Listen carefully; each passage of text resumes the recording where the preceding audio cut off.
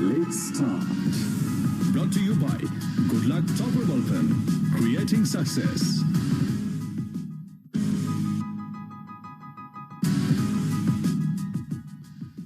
শুনছেন radio Bhumi FM 92.8 চলছে let's start segment brought to you by good luck topper ballpen creating success ICC champions trophy 2017 এর 11তম match যেখানে মুখোমুখি হচ্ছে team Bharat এবং টিম সাউথ আফ্রিকা।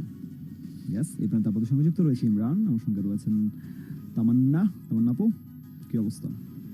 হ্যাঁ ইমরান, ভালো অবস্থা। আচ্ছা, আমরা টিমের কথায় চলে আসি। সাউথ আফ্রিকা এবং ইন্ডিয়া। ভারতের ক্ষেত্রে আজকে দুঃখিত, ইন্ডিয়া মানে সাউথ আফ্রিকার ক্ষেত্রে আজকে হচ্ছে তাদের ওডিআইয়ের এটি 575তম ম্যাচ, অর্থাৎ তারা ভারতের সাথে 575তম ম্যাচটি খেলতে নামছে। এখন পর্যন্ত এই 575টি ম্যাচের থেকে দক্ষিণ আফ্রিকা জয় পেয়েছে 356টি ম্যাচে এবং পরাজিত হয়েছে 196টি ম্যাচে। 6টি ম্যাচ টাই হয়েছে এবং 16 ম্যাচে কোনো ফলাফল আসেনি।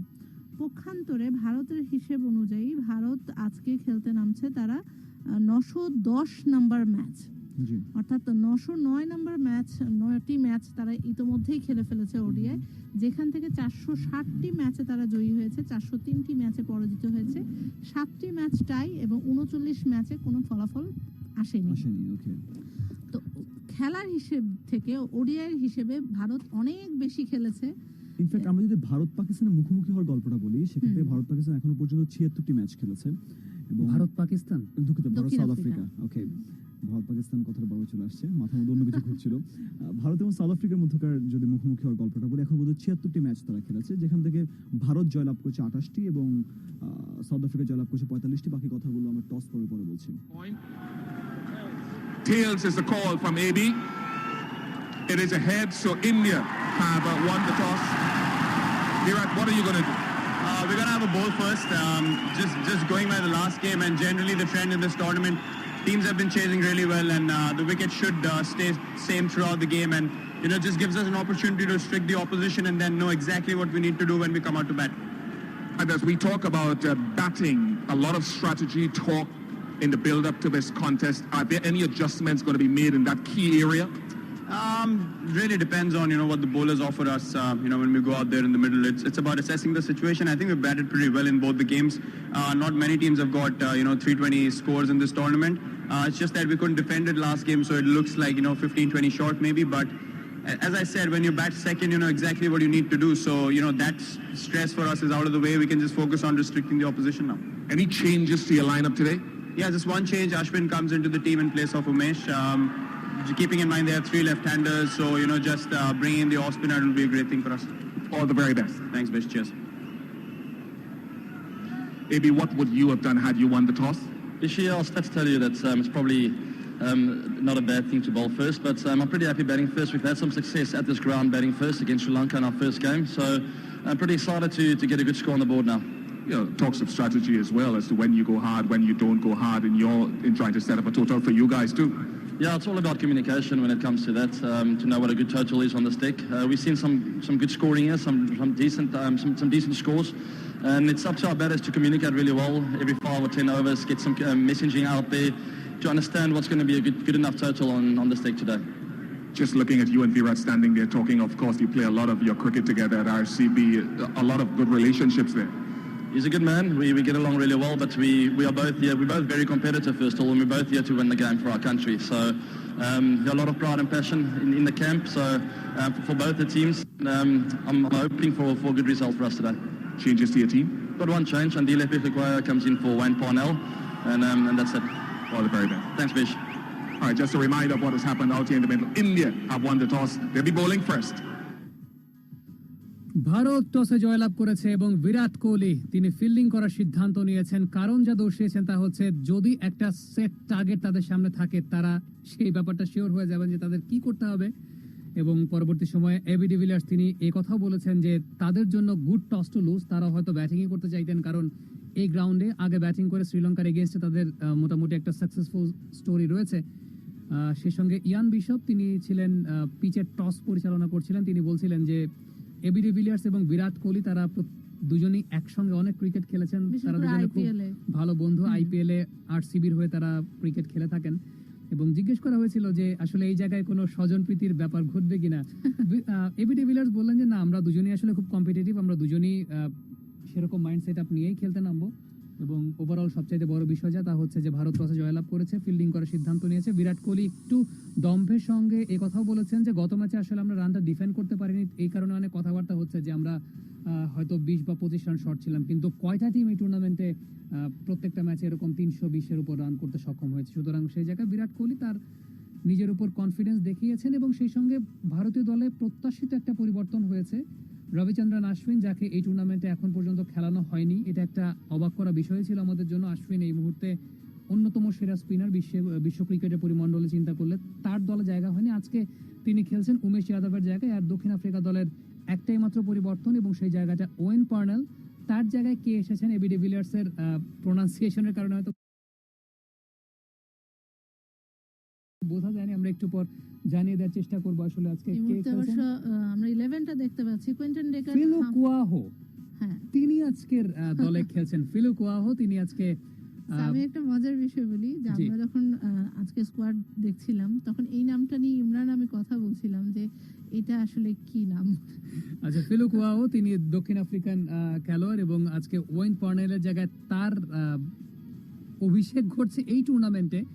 যদিও তিনি এখন পর্যন্ত 16টি ওয়ানডে ইন্টারন্যাশনাল ক্রিকেট খেলেছেন। তার পুরো নামটা হচ্ছে আন্দেলি লাকি ফিলু কুয়াহো। ডারবানে তার জন্ম, দক্ষিণ আফ্রিকা এবং সেই সঙ্গে দক্ষিণ আফ্রিকা অনূর্ধ্ব 19 দলকে তিনি রিপ্রেজেন্ট করেছেন। বাঁহাতি ব্যাটসম্যান এবং ডানহাতি ফাস্ট মিডিয়াম বোলার। আজকে তার এই টুর্নামেন্টে অভিষেক ঘটছে ওয়েন পার্নেলের জায়গায়। আমরা দু দলের ডিপার্টমেন্ট ওয়াইজ শক্তিমত্তা নিয়ে কথা বলবো ছোট্ট একটা বিরতির পর। শুনছেন let's start, brought to you by good luck topper ballpen creating success. যুক্ত থাকুন।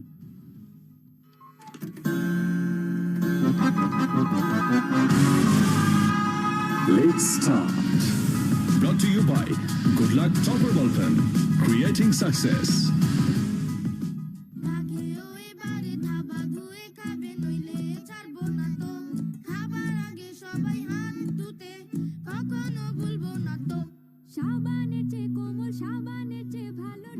Dettol liquid hand washer sanitiser দেয় 100 রূপাহী জীবাণুর থেকে সুরক্ষা।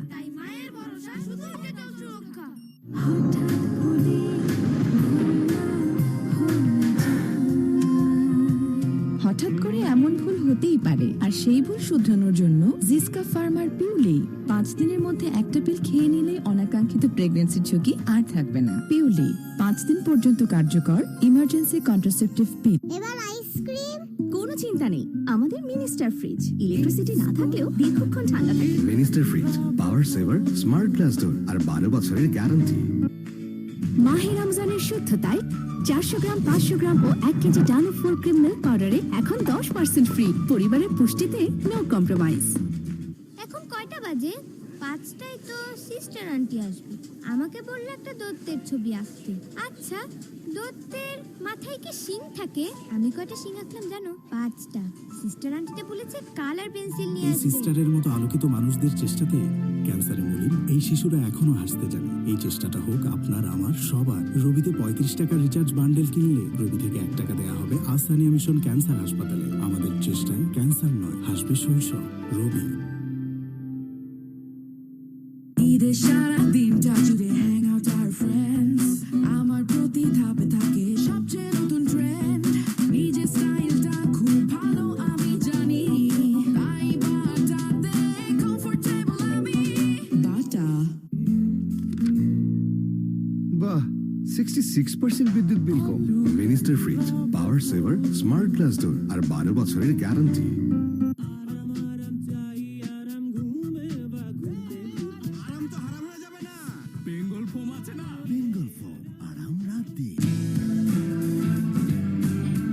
রমজান মাসে কেনাকাটার পেমেন্ট বিকাশ করলেই ইনস্ট্যান্ট 20% পর্যন্ত ক্যাশব্যাক। বাটা, আরং, প্রাইড, স্বপ্ন, কিকসা.com সহ দেশ জুড়ে 59টি ব্র্যান্ডের 1132টি দোকানে ক্যাশব্যাক পাওয়া যাচ্ছে। আরো জানতে visit বিকাশ.com।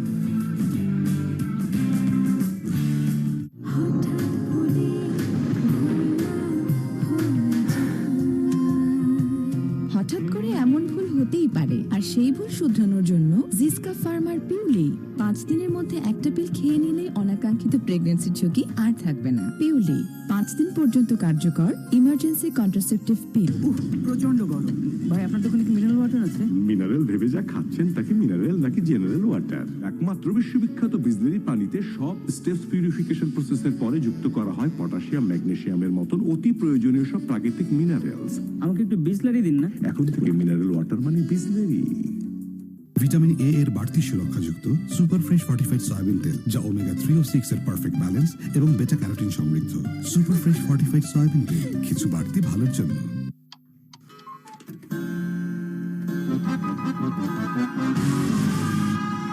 Let's start. Brought to you by Good Luck Topper Ballpen, creating success. Let's start. Telecom partner Robi.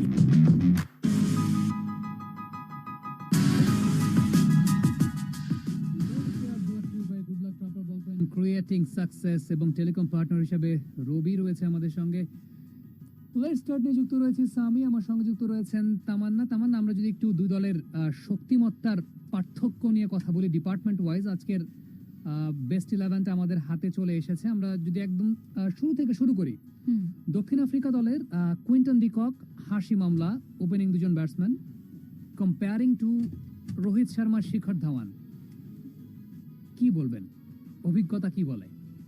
অভিজ্ঞতার হিসেব যদি বলা হয় যে আমার হিসেবে মনে হয় যে দুজনেই একেবারে সমানভাবেই আছে, কেউ কারো থেকে খুব যে কম বা এরকম না। তবে গত যে ম্যাচগুলো হয়েছে সেই ম্যাচের পারফরমেন্স যদি হিসেবটা করি, সেখান থেকে অবশ্যই রোহিত শর্মা এবং শিখর ধাওয়ানকে এগিয়ে রাখতে হবে। এবং সেই সঙ্গে ইংল্যান্ডের এই কন্ডিশনে রোহিত শর্মা, শিখর ধাওয়ান তাদের পারফরমেন্স কিন্তু অত্যন্ত চমৎকার। শিখর ধাওয়ান এই ইংলিশ কন্ডিশনে 3টি সেঞ্চুরি করেছেন, গত চ্যাম্পিয়ন্স ট্রফিতে 2টি সেঞ্চুরি করেছিলেন, প্রথম ম্যাচ দক্ষিণ আফ্রিকার এগেইনস্টে সেখানেও সেঞ্চুরি করেছিলেন। এই টুর্নামেন্টে আমরা দেখছি শিখর ধাওয়ান একটি সেঞ্চুরি করেছে। মাহফুজ আমাদের সঙ্গে যুক্ত হয়ে গেছেন। আমরা যেটা বলছিলাম যে Quinton de Kock, Hashim Amla opening দুজন ব্যাটসম্যান, এবং তাদের এগেইনস্টে কম্পিটিশন কার সঙ্গে আসলে হতে পারে বোলিং পয়েন্ট অফ ভিউ থেকে চিন্তা করলে? জসপ্রীত বুমরা রয়েছেন, ভুবনেশ্বর কুমার রয়েছেন, আশ্বিন রয়েছেন। মানে ব্যাটেলটা ডিকক আর আমলার সঙ্গে কাদের বেশি হতে পারে, ভুবনেশ্বর, বুমরা নাকি আশ্বিন? না, আমার কাছে মনে হয় যে আশ্বিনের যে পছন্দটা সেটা হচ্ছে আফটার 15 ওভার্স হয়তো আশ্বিনকে ধরবে এই উইকেট, বাট 15 ওভার পর্যন্ত কিন্তু এই দুজন ব্যাটসম্যান খেলবেন। তো সেক্ষেত্রে ভুবি এবং জসপ্রীত বুমরা বা উমেশ যাদব কাকে আনবেন আসলে সেখানে একটা দেখার বিষয় রয়েছে। বাট যেহেতু বাহাতি ব্যাটসম্যান রয়েছেন, আমার কাছে মনে হয় যে জসপ্রীত বুমরা একটু বেশি কার্যকর হতে পারে। তার যে বোলিং অ্যাকশনটা আপনি দেখেন, বলটাকে যখন রিলিজ করেন বাহাতি ব্যাটসম্যানের জন্য একটা ন্যাচারাল অ্যাঙ্গেল থেকে তিনি বলটা রিলিজ করেন, যদি তিনি ডানহাতি বোলার, কিন্তু বলটা বাহাতি ব্যাটসম্যানের জন্য ছোট একটা আউটসুইং করবে, যেটা মোস্তাফিজের কাইন্ড অফ কাটার। এটা আমার কাছে মনে হয় যে জসপ্রীত বুমরা কুইন্টন ডিককের জন্য বিপজ্জনক হতে পারে। আরেকটা বোলার বিপজ্জনক হতে পারে ভুভি, সুইং আছে। আমার এই দুজন বোলারকে সবসময় একটু বেশি বিপজ্জনক মনে হয়। উমেশ যাদব ঠিক আছে, উমেশ যাদব আজকে দিন দলে নেই, তার জায়গায় আশ্বিন খেলছেন। সো কিন্তু ভুভি ইটস ফাইন চয়েস। ভুভি এবং জসপ্রীত বুমরা আমার কাছে মনে হয় যে প্রথম 10টা ওভার বিপজ্জনক। পরের দিকে যদি চলে আসি, Faf du Plessis, AB de Villiers, David Miller, compared by Virat Kohli, Yuvraj Singh, Mahendra Singh Dhoni. Obviously Bharat এগিয়ে থাকবে এখানে। আর বিশেষ করে এবি ডি ভিলিয়ার্সের কথা যদি বলতে হয়, যে একেবারে ফর্মবিহীন ভাবে কিন্তু তিনি এই আসরটি খেলছেন বলা যায়। এবং সেই জায়গা থেকে এম এস ধোনির কথা বলি বা বিরাট কোহলির কথা বলি, অসাধারণ তারা ব্যাটের সাথে তাদের কম্বিনেশনটা রয়েছে। এবং গত ম্যাচটি তারা হেরেছে, তারপরেও কিন্তু খেলাটা চমৎকার ছিল তাদের কাছ থেকে। আচ্ছা, সেটা তো মিডল অর্ডারে একদম প্রফেশনাল জায়গার বাইরে থেকে একটা কথা বলবো, মানে যে মন বলে একটা বিষয় আছে না, আমি সেই মন বলে জায়গা থেকে একটা কথা বলতে চাই যারা আমাদেরকে শুনছেন। আমি জানি যে আজকের ম্যাচে আমরা ভারত বা দক্ষিণ আফ্রিকা যেই জিতুক সেই হচ্ছে আমাদের সেমিফাইনালে প্রতিপক্ষ আগামী 15 তারিখ, ঠিক আছে, এটা নিশ্চিত। তো সেখানে আমার ব্যক্তিগত কোনো চয়েস নেই, যেই উঠবে তার সাথে আমরা খেলবো। বাট আমার কেন যেন মনে হচ্ছে যে আজকে ভারত হেরে যাওয়ার সম্ভাবনা আছে, কেন যেন মনে হচ্ছে, ব্যাক অফ মাইন্ড এই কথাটা কাজ করছে। প্রফেশনাল জায়গা থেকে আপনি তার নাম আমরা এই কথাটা বলতে পারি না in front of microphone, but আমি আমাদের যারা শ্রোতা বন্ধু আছেন আপনাদেরকে আগেই বললাম, মন বলে একটা কথা আছে। আমি দক্ষিণ আফ্রিকার ডাইহার্ট ফ্যান না, ভারতের ডাইহার্ট ফ্যান না, এটা জাস্ট মন বলে জায়গা থেকে একটা কথা বললাম। তো এখন আমরা মিডল অর্ডার জি। কম্পারিজনে ছিলাম যে AB de Villiers, David Miller, Faf du Plessis, তাদের সঙ্গে যদি বিরাট কোহলি, ইউবরাজ সিং, মহেন্দ্র সিং ধোনির গড়া ভারতের মিডল অর্ডারটা কম্পেয়ার করি, কোন জায়গাতে গিয়ে মাহফুজ? হ্যাঁ, এই জায়গাটা থেকে আপনি যেটা বললেন যে একটা কম্পেয়ারের জায়গা রয়েছে ডুপ্লেসি, এবি ডিভিলিয়ার্স বা ডেভিড মিলার, তারপর এখানে হচ্ছে কোহলি, ইউবরাজ সিং, এমএস ধোনি। আপনি যদি তিনজনেরটা প্লাস মাইনাস করেন, আমার কাছে ঠিক এই মুহূর্তে মানে আজকের ম্যাচে আমি দক্ষিণ আফ্রিকাকে এগিয়ে রাখবো। আর যদি আপনি শুধুমাত্র মানে ভারতের নাম্বার 3 জায়গাটা চলে আসেন বিরাট কোহলি, একদিন যদি তিনি দাঁড়িয়ে যান তাহলে আর কিন্তু অন্য কোনো চান্স নেই। ইউবরাজ সিং, মহেন্দ্র সিং ধোনি, দুজনের উপর আমি কিন্তু সবসময় একটা ভরসা রাখতে পারছি না। মহেন্দ্র সিং ধোনি রিসেন্ট কিছু কিছু ম্যাচে হঠাৎ ক্লিক করছেন, ইন অ্যান অ্যাভারেজ প্রত্যেকটা ম্যাচে যে তিনি কোহলি টাইপ ইনিংস খেলছেন তা কিন্তু না। সো এই দুই জায়গাটা, ইউবরাজ সিং এবং মহেন্দ্র সিং ধোনি, এই দুই জায়গাটার মধ্যে কিছুটা নড়বড়ে একটা ভাব রয়েছে। কিন্তু Faf du Plessis, AB de Villiers, David Miller, এই তিনজনকে আপনি যখন একসাথে যোগ করবেন, যোগ করলে দেখবেন যে সামহাও যোগফলটা এদের চেয়ে একটু বেশি হচ্ছে। এখানে আপনি এককভাবে বিরাট কোহলি এগিয়ে, কিন্তু সেখানে তিনজন সমষ্টিগতভাবে একটু এগিয়ে। গত ম্যাচে আপনি নিশ্চয়ই দেখেছেন ডেভিড মিলার এককভাবে তিনি পুরো ইনিংসটাকে বিল্ড করেছেন। তো সেই জায়গা থেকে আমার কাছে মনে হচ্ছে যে দক্ষিণ আফ্রিকার এই মানে মিডল অর্ডারটা আপনি জেপি ডুমিনি পর্যন্ত যদি যান, তাহলে আমার কাছে মনে হয় যে এক্সিলেন্ট। পরবর্তীতে হার্দিক পান্ডিয়া এসছেন, বাট তারপরে সেখানে আবার ক্রিস্টোফার মরিসও রয়েছেন। এই প্রান্তে আপনি যদি জাদেজাকে ধরেন, তাহলে আমি সেখানে রাবাদাকে ধরবো। জি, রাবাদা এখন ব্যাট চালাচ্ছেন। আরেকটা বিষয় যদি আপনাকে বলি, তা হচ্ছে চেস করতে গিয়ে এখন পর্যন্ত ওয়ানডে ক্রিকেটের ইতিহাসে সবচাইতে বেশি সেঞ্চুরির মালিক কিন্তু সচিন টেন্ডুলকার 17টি, বিরাট কোহলি রয়েছেন দ্বিতীয় অবস্থায় এই কদিনের ক্রিকেট ক্যারিয়ারে। চেস করতে গিয়ে বিরাট কোহলির সেঞ্চুরির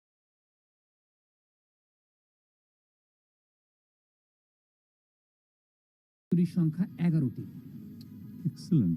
মানে সেই মানুষটিকে ক্রিকেটের দৃষ্টিকোণ থেকে বিরাট কোহলিকে নিয়ে তো সব আলোচনা হচ্ছে যে সচিন টেন্ডুলকার 100টি শতক তিনি হাঁকিয়েছেন, 49 এবং 51টি। সো এই জায়গাটুকু হয়তো ভাঙার মতো বিরাট কোহলি আছেন, তিনি ভাঙতে পারেন। খেলার দিক যদি আমরা চিন্তা করি তাহলে তিনি সেটার দাবিদার এবং সেটা তিনি খেলছেনও। গত ম্যাচে তিনি যখন আউট হয়েছিলেন, আমার এই দৃশ্যটা এখনো মনে আছে। তিনি যখন ড্রেসিং রুমে বসেছিলেন, তিনি বারবার অ্যাকশন রিপ্লেটা দেখছিলেন, দেখে নিজে নিজে ড্রেসিং রুমে বসে সেটাকে কারেক্ট করছিলেন যে আমি শর্ট টেপে খেলা ঠিক হয় না। তার পাশে যারা ছিল তাদের সাথে তিনি কনভারসেশন করছিলেন সামি। অর্থাৎ তিনি যে তাকে রেকটিফাই করেন প্রতিনিয়ত, এই জায়গাতে প্রফেশনাল জায়গাটাতে যদি মানে তিনি তাকে প্রতিনিয়ত ফাইন টিউন করেন, এখানে কোনো সন্দেহ নেই। তো সেই জায়গাতে বিরাট কোহলি সেই সম্ভাবনাটুকু রয়েছে। দেখা যাক, ক্রিকেট অনিশ্চয়তার খেলা এবং গতকালকে আমরা একটা দুর্দান্ত ম্যাচ উপভোগ করেছি, স্পেশালি বেন স্টোকস, ওয়েন মর্গানের কাছ থেকে। তার আগের দিন পুরো বিশ্ব ক্রিকেট উপভোগ করেছে মাহমুদুল্লাহ রিয়াদ এবং সাকিব আল হাসানকে। সো আজকের ম্যাচ কি হয়, অন্যরকম একটা ম্যাচ হতে যাচ্ছে। যে জিতবে সে সেমিফাইনাল। বিরাট কোহলির ব্যাটিং সেকেন্ড এভারেজ কত জানেন? জি, 86 এবং সেটা হচ্ছে আই থিংক ইংল্যান্ডের মাটিতে তার এভারেজও আপনি যদি খোঁজেন তাহলে দেখবেন যে সেটাও কিন্তু 86 or 76, আমি যদি ভুল না করে থাকি। ইংল্যান্ডের মাটিতে তার এভারেজ খুবই ভালো। আমরা ব্রেকে যাচ্ছি। লেটস স্টার্ট সেগমেন্টে আপনি যুক্ত আছেন, brought to you by good luck topper ballpen, creating success. আমরা এই প্রান্তে আস্তে আস্তে সবাই যুক্ত হয়ে যাব, কথা বলবো আমাদের মধ্যে যে কথা। আজকে একটা করে ব্রেক, একটা করে লোক বাড়ছে এখানে। এভাবেই বললেন? হ্যাঁ, এভাবেই বলছি। লোক বাড়ছে মানে আমরা বাড়ছি আর কি। আচ্ছা, যাই হোক, আমরা ব্রেক শেষে আসছি।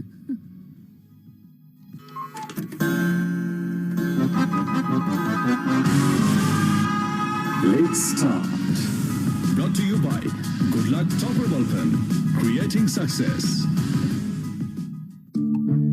গুড লাক টপার বলপেন এর 0.6 mm টিসি বল দেয় স্মুথ রাইটিং এর দারুণ এক্সপেরিয়েন্স। এখন লেখা মানেই fun. Good luck, creating success. Ramzan মাসে কেনাকাটার পেমেন্ট বিকাশ করলেই ইনস্ট্যান্ট 20% পর্যন্ত ক্যাশব্যাক। বাটা, ক্যাটসাই, সেইলার, প্রিন্স বাজার, আজকের ডিল.com সহ দেশ জুড়ে 59টি ব্র্যান্ডের 1132টি দোকানে ক্যাশব্যাক পাওয়া যাচ্ছে। আরো জানতে ভিজিট বিকাশ.com।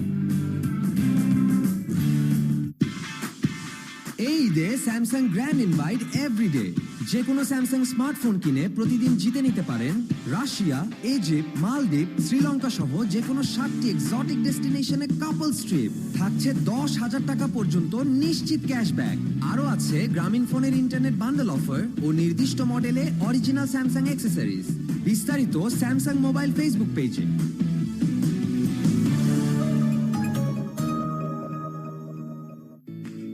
মাহে রমজানের শুদ্ধতায় 400 গ্রাম, 500 গ্রাম ও 1 কেজি ডানো ফুল ক্রিম মিল্ক পাউডারে এখন 10% ফ্রি। পরিবারের পুষ্টিতে নো কম্প্রোমাইজ।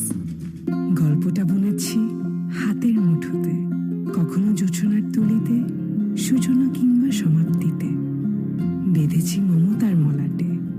এভাবেই আপনার লাইফের প্রতিটি গল্পে মিশে আছে সিম্ফনি। 5.5 কোটি মানুষের আস্থায়, ভালোবাসায় বাংলাদেশের 1 নম্বর স্মার্টফোন ব্র্যান্ড সিম্ফনি। এমন হাজারো বাচ্চাদের স্বপ্ন জয়ে সাথে আছে fresh full cream milk powder. এর ট্রিপল অ্যাকশন ফর্মুলা নিশ্চিত করে স্ট্রেংথ, ইমিউনিটি ও ইন্টেলিজেন্স। আমি জিতলে জিতে যায় মা। বিশ্ববিখ্যাত বিসলেরি পানিতে সব স্টেপস পিউরিফিকেশন প্রসেসের পরে যুক্ত করা হয় পটাশিয়াম, ম্যাগনেসিয়ামের মতন অতি প্রয়োজনীয় সব প্রাকৃতিক মিনারেলস। এখন থেকে মিনারেল ওয়াটার মানে বিসলেরি। ওস্তাদ, মা চুমুক পাইছে। টাকো প্লাস অ্যাডহেসিভ, কাঠ, চামড়া, ফোম, প্লাইউড, ফরমাইকা কিংবা কাগজ, জোড়া লাগায় সবকিছু। কঠিন জোড়া, 100% দেশি। Good luck topper ballpen এর 0.6 mm টিসি বল দেয় স্মুথ রাইটিং এর দারুণ এক্সপেরিয়েন্স। এখন লেখা মানেই fun.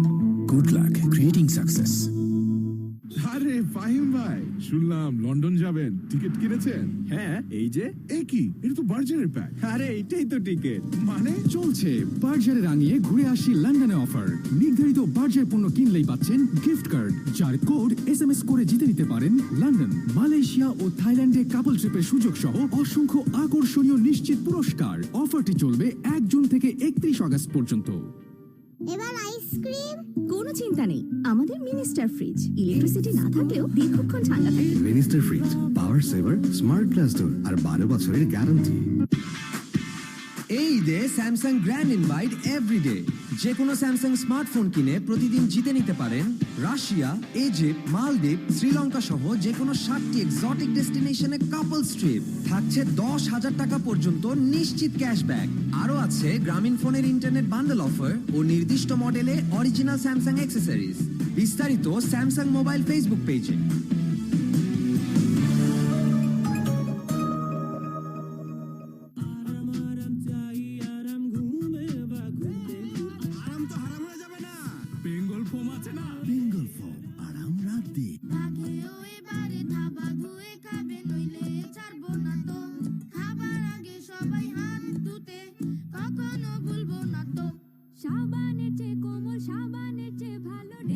Dettol liquid hand washer sanitiser দেয় 100 রোগবাহী জীবাণুর থেকে সুরক্ষা। তাই মায়ের ভরসা শুধু ডেটল সুরক্ষা।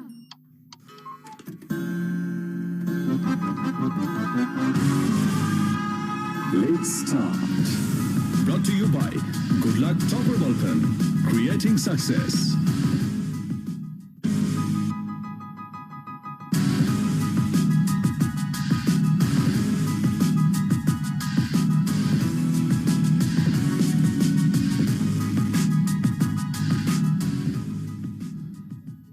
কিছু কিছু জায়গায় আপনি খুব সতর্কতা অবলম্বন করবেন, বিশেষ করে ক্রিকেটে প্রথম 10টি ওভার আপনি যখন নামবেন সেখানে বুঝে শুনেই আপনাকে খেলতে হবে। টসে জয়লাভ করেছে ভারত, প্রথমেই ফিল্ডিং এর সিদ্ধান্ত। ব্যাটিং আপনি দেখছেন দক্ষিণ আফ্রিকাকে। যে জয়লাভ করবে সে সেমিফাইনালে, যে হেরে যাবে সে টুর্নামেন্ট থেকে বাদ।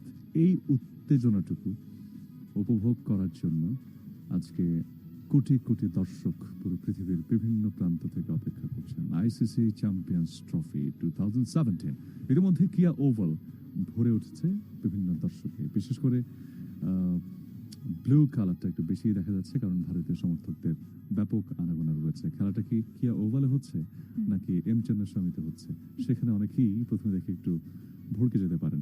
তবে সেখানেও যেমন লোক সংখ্যা বাড়ছে, এই প্রান্তেও আমাদের গুঞ্জন বাড়বে। এবং এই মুহূর্তে যে কণ্ঠটি যুক্ত হচ্ছেন তিনি হচ্ছেন আমাদের শাওন ভাই। শাওন ভাই, আপনাকে স্বাগত।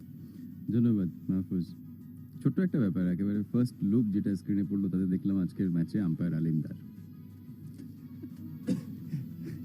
আপনাদের নিশ্চয়ই কোনো বক্তব্য থাকলেও থাকতে পারে। না না না, একদম মানে আই নো সিলি, তারপরেও না, হঠাৎ করে এক একটা দৃশ্য দেখে মাঝে মাঝে খুব অবাক লাগে। কিছুক্ষণ আপনার আগে এই টাইটেলটাতেই সবকিছু ক্লিয়ার হয়ে গেছে, যারা শুনছেন সবকিছুই ক্লিয়ার হয়ে গেছে, এখানে আসলে আর কারোই কোনো কিছু বলার নেই যে আজকে আম্পায়ার হচ্ছেন আলেমদা। দারুণ ম্যাচ, মানে স্পেশালি বলা লাগবে যে এবি ডিভিলিয়ার্স বনাম বিরাট কোহলি, দুজনের ভিতরে যে আজকে ক্লিক করবে তার দল আজকে জয়লাভ করবে। এটা একেবারে সাদামাটা সত্যি হিসেবে বলে দেওয়া সম্ভব। তবে একেবারে বুক মুখ সব ফেটে যাচ্ছিল গতকাল থেকে বাংলাদেশের সম্পর্কে কিছু বলতে না পেরে। জি, মানে ইংল্যান্ড যেভাবে খেললো নাকি বাংলাদেশ খেললো, বাংলাদেশের সমর্থক যারা, তারা আসলে কালকে যেভাবে ইংল্যান্ডকে সাপোর্ট করলো এবং একেবারে মাহমুদুল্লাহ সাকিবের ইনিংসটাকে কপি করে যেভাবে মর্গান আর স্টোকস দুজনে মিলে দলকে জেতালেন, স্মিথের মুখের আধার এই মনে হয় অমাবস্যার রাতকেও হার মানাবে গতকাল এমন অবস্থা। এবং বৃষ্টির কারণে তারা আউটডোর যে ইন্টারভিউগুলো হয় সেটাও করতে পারেনি, ইনডোরে ছোট্ট একটা ফ্রেমের ভিতরে ইন্টারভিউ করতে হয়েছে। নিশ্চয়ই মানে স্মিথের ভাগ্য এবং সেই সাথে এই পুরো ঘটনাগুলি একসাথে এক সুতোয় গাঁথা ছিল, না হলে এরকমটা হওয়ার কথা না।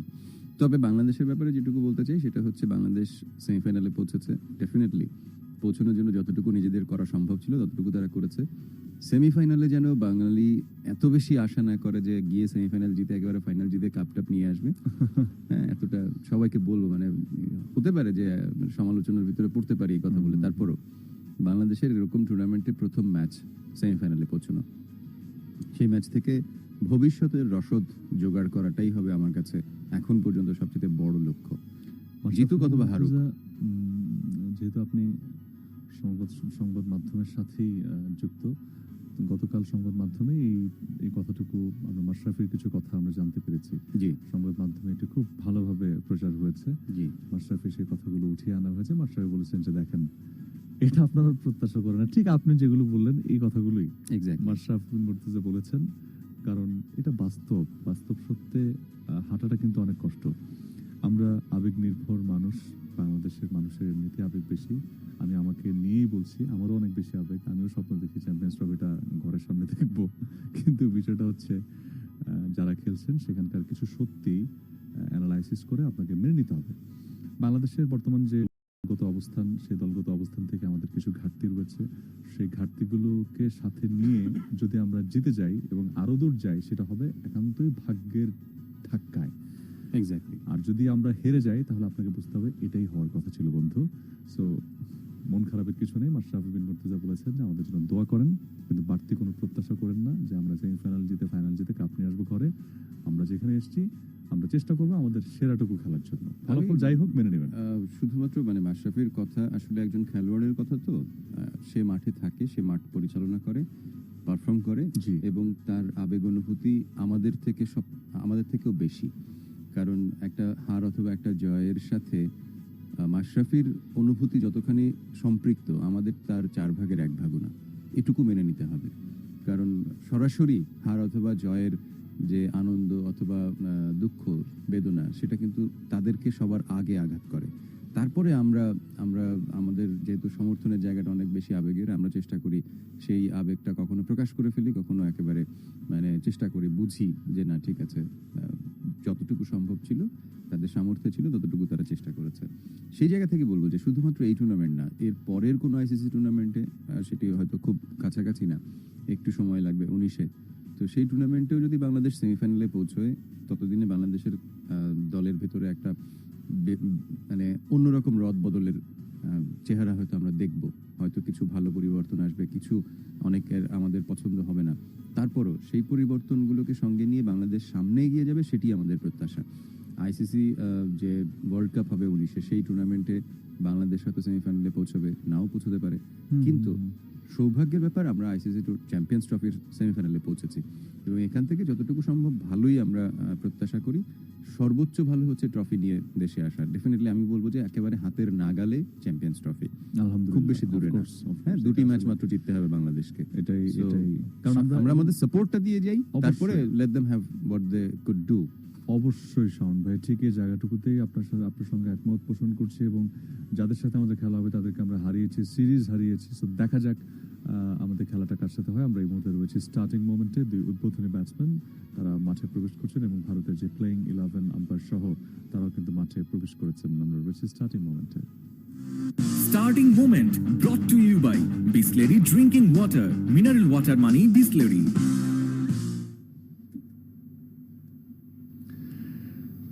কমেন্ট্রি বক্সে আপনাদেরকে সঙ্গ দিব মাহফুজ এবং আমার সঙ্গে থাকবেন শাওন ভাই। বাকি যারা রয়েছেন ফেলো কমেন্টেটরসরা যুক্ত হয়ে যাবেন ঠিক 9 ওভার থেকে। ভারত টসে জয়লাভ করেছে এবং প্রথমেই ফিল্ডিং করার সিদ্ধান্ত নিয়ে তাদেরকে আমরা দেখতে পাচ্ছি পুরো মাঠ তারা ছেয়ে গেছে এবং একই সাথে পুরো স্টেডিয়ামও ছেয়ে গেছে নীল রঙের বর্ণিল সাজ, কারণ ভারতীয় সমর্থকদের বেশ গুঞ্জন রয়েছে আজকে। জিতলে সেমিফাইনাল, হারলে টিকিটটা কনফার্ম করে ফেলবেন team manager. Quinton de Kock 84 innings তিনি খেলেছেন এখনো পর্যন্ত, 3466 রান, 12টি শতক রয়েছে, 178 তার বেস্ট, 13টি 50 ইনিংস রয়েছে কুইন্টন ডি ককের। বোলিং আক্রমণে দেখতে পাচ্ছি বোলিং আক্রমণে যথারীতি ভুবনেশ্বর কুমার এবং ভারতীয় দলের বোলিং আক্রমণে আজকে নতুন তীর, একজনের পরিবর্তন। সবাই হয়তো এখন পর্যন্ত যারা মাত্র টিউন করলেন তারা এখনো জানেন না। অবশেষে 2 ম্যাচ অপেক্ষার পর আজকে রবিচন্দ্রন অশ্বিন তিনি কিন্তু দলে অন্তর্ভুক্ত হয়েছেন। তবে আমি আশা করছিলাম যে কেদার যাদবের জায়গায় তাকে দলে নেওয়া হবে, কিন্তু সেটি না করে আরেক যাদব অর্থাৎ উমেশ যাদবের জায়গায় তাকে দলভুক্ত করা হয়েছে। ব্যাটিং লাইন আপে কোনো রকম ছাড় দিতে তারা আসলে চান না। তবে একটা গুঞ্জনও রয়েছে কেদার যাদবকে দলে রাখার ব্যাপারে। অনিল কুম্বলে তিনি অনেক বেশি অ্যাগ্রেসিভ এবং এটি নিয়েই সম্ভবত অধিনায়ক বিরাট কোহলির সঙ্গে তার একটা টানাপোড়েন, মানসিক দ্বন্দ্ব শুরু হয়েছে। সেখান থেকেই ভারতীয় দলের জন্য নতুন কোচ খোঁজার কাজে নেমে পড়েছে বিসিসিআই। দেখা যাক শেষ পর্যন্ত কতটা গুঞ্জন, কতটা সত্যি, মানে যা রটে তা কিছুটা তো বটে। মাহফুজ, হ্যাঁ, 2 লাইনের অ্যাপ্লিকেশন বীরেন্দ্র সেহবাগ, এটা তো রীতিমতো আলোচনার ঝড় তুলে দিয়েছে। এক্স্যাক্টলি, ভাই কোচ হতে চাই, আমাকে গ্র্যান্ড করেন। শেষ সাবেক ডিরেক্টর রবি শাস্ত্রী তিনি কিন্তু বলেছিলেন যে না, কেদার যাদবের জায়গায় ওকে খেলালে ভালো হবে। যাই হোক, বলতে বলতে প্রথম বল শুরু হয়ে গেল এবং আউটসাইড লেগ স্ট্যাম্প এবং সেই সাথে ভুবনেশ্বর কুমারের প্রথম বলটি extra wide. Mr. Extra brought to you by Symphony Mobile. Symphony 2 Extra দেয়। লিগ্যাল ডেলিভারির জন্য আমাদেরকে আরো একটু অপেক্ষা করতে হবে। সবাইকে জানানোর উদ্দেশ্যে বলছি, ভারত আজকে টস জিতে ব্যাটিং এর সিদ্ধান্ত নিয়েছে। পরের বল, দুঃখিত, বোলিং এর সিদ্ধান্ত নিয়েছে, মাফ করবেন। পরের বল স্ট্যাম্পের উপরে ছিল, ভালো মতো কানেক্ট হয়নি। ইনসাইড এজ লেগে, স্কোয়ার লেগে, ডিপ স্কোয়ার লেগের দিকে চলে যায়। সেখান থেকে ফিল্ডিং হয়ে ফেরত আসার আগে জায়গা পরিবর্তনের সুযোগ একবারের জন্য কুইন্টন ডি কক তিনি তার ইনিংসের গোড়াপত্তন করলেন 1 বল মোকাবেলা করে 1 রানে অপরাজিত। অপর প্রান্তে যিনি আছেন তিনি হাসিম আমলা, অসাধারণ একজন ব্যাটসম্যান। 1 ভার্সেস 3 আজকের এই match.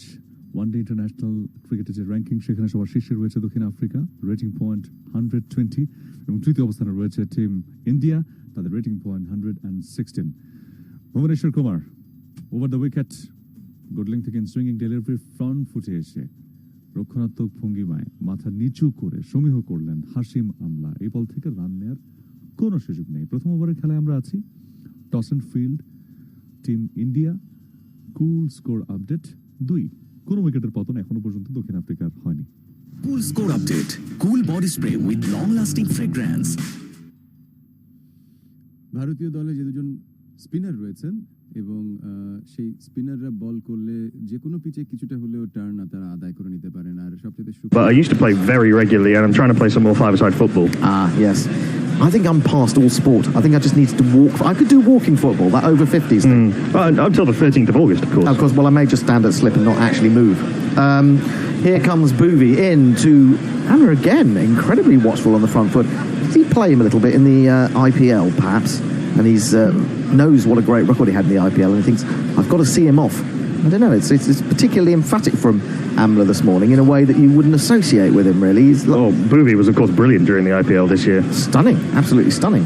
Now, Amla can dig in for days, as we saw versus Sri Lanka. He does look like he's digging in, doesn't he? He can. He'll leave Quinton to go big, and then if Quinton gets himself out, he and Faf will discuss it. Oh, when he leaves this one, quite close to the off stump. Good length delivery.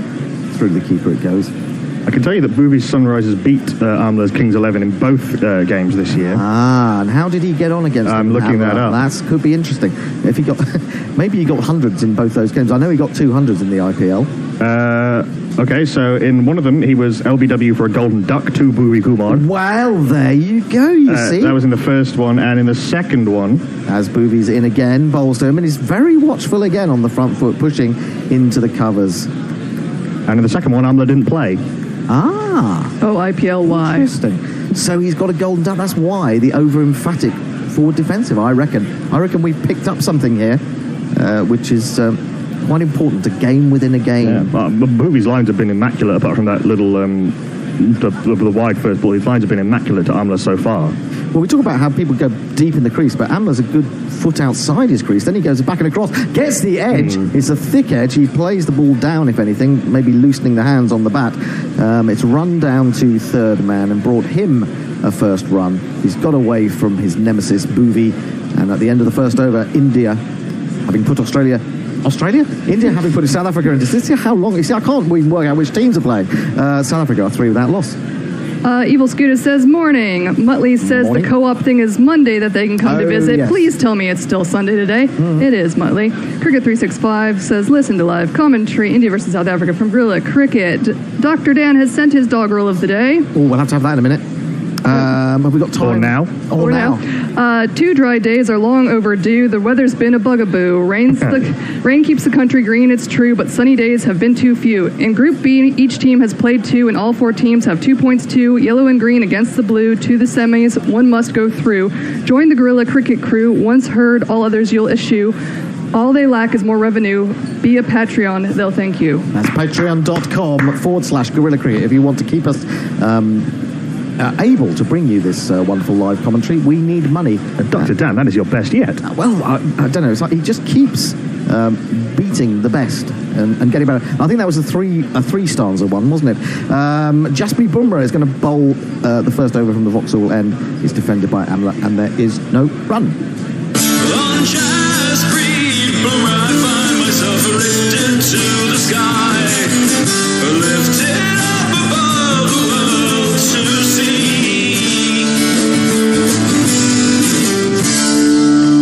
Simon Wilkins on Facebook Live says Gert Lush, etc.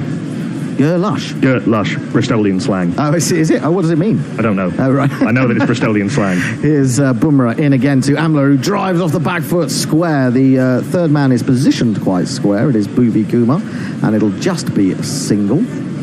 4 without loss is now the score. Looking at the Group B table, well, India have the best net run rate. All the teams, of course, on 2 points. 1.27.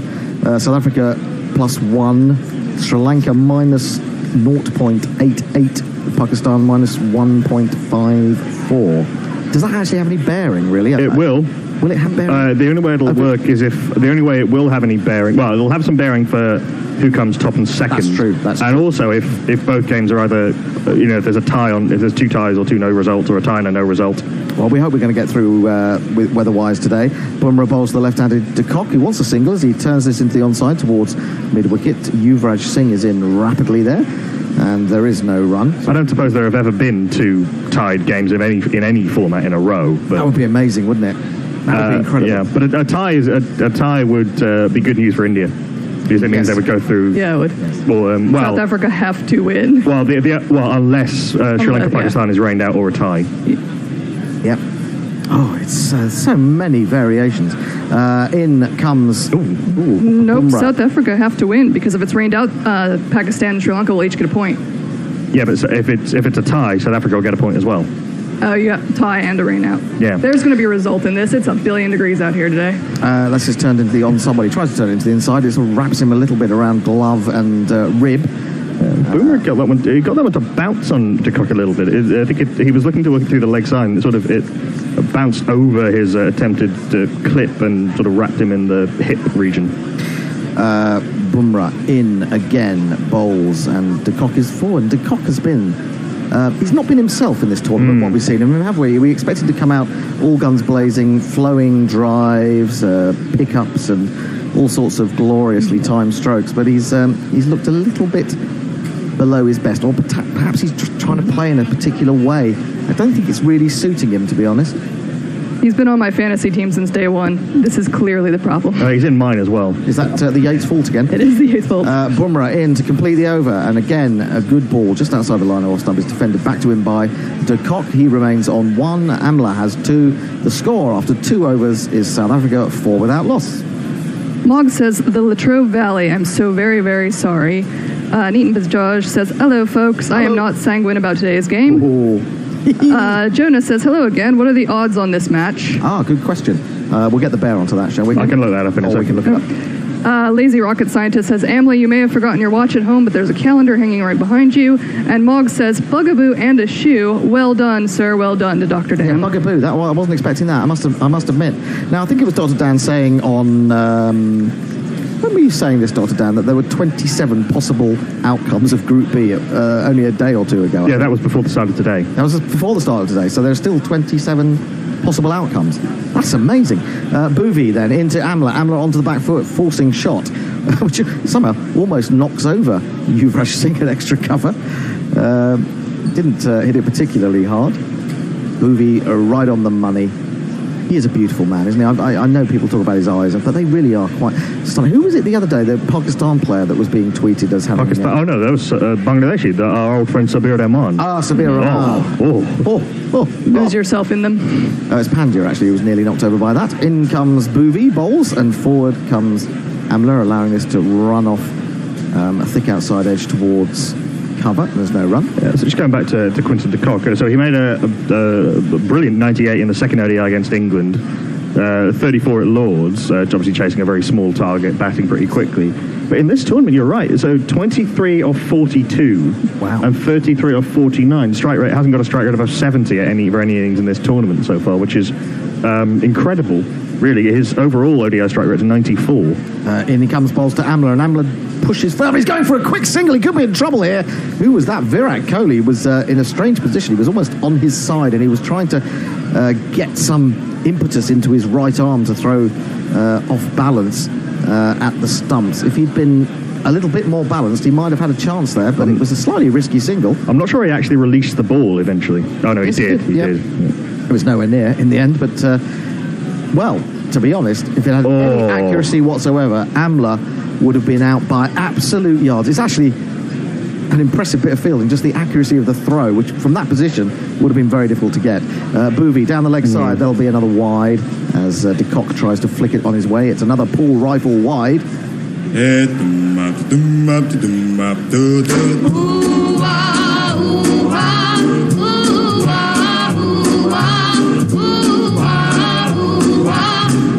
Simon Wilkins, attempting to exculpate himself, says, down in Latrobe Valley for a sailing regatta. I don't live here.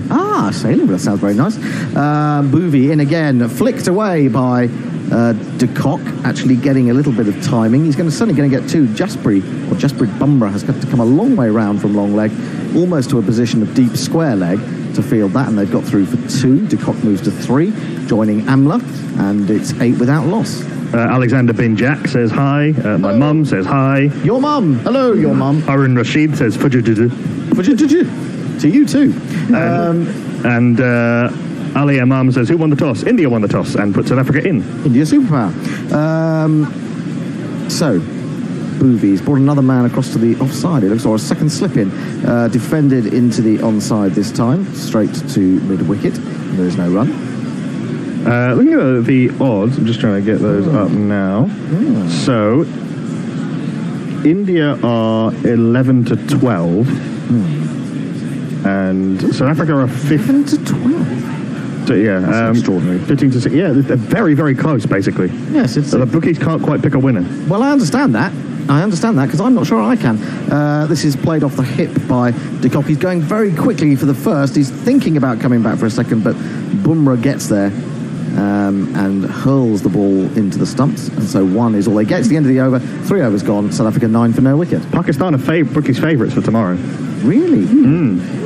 Curious. 5 to 4 on, whereas Sri Lanka are 6 to 5. Sorry. So what did we say? We said India were 11 to 12 on. South Africa are. It was 15 to 16. So that's which is better? Well, 16 to 15 on and 12 to 11. And 12 to 11. They're very, very close. So I think. Look at the book. Most of the bookies have South Africa slight favourites. Ooh, that's interesting. But not all of them. Wonder why.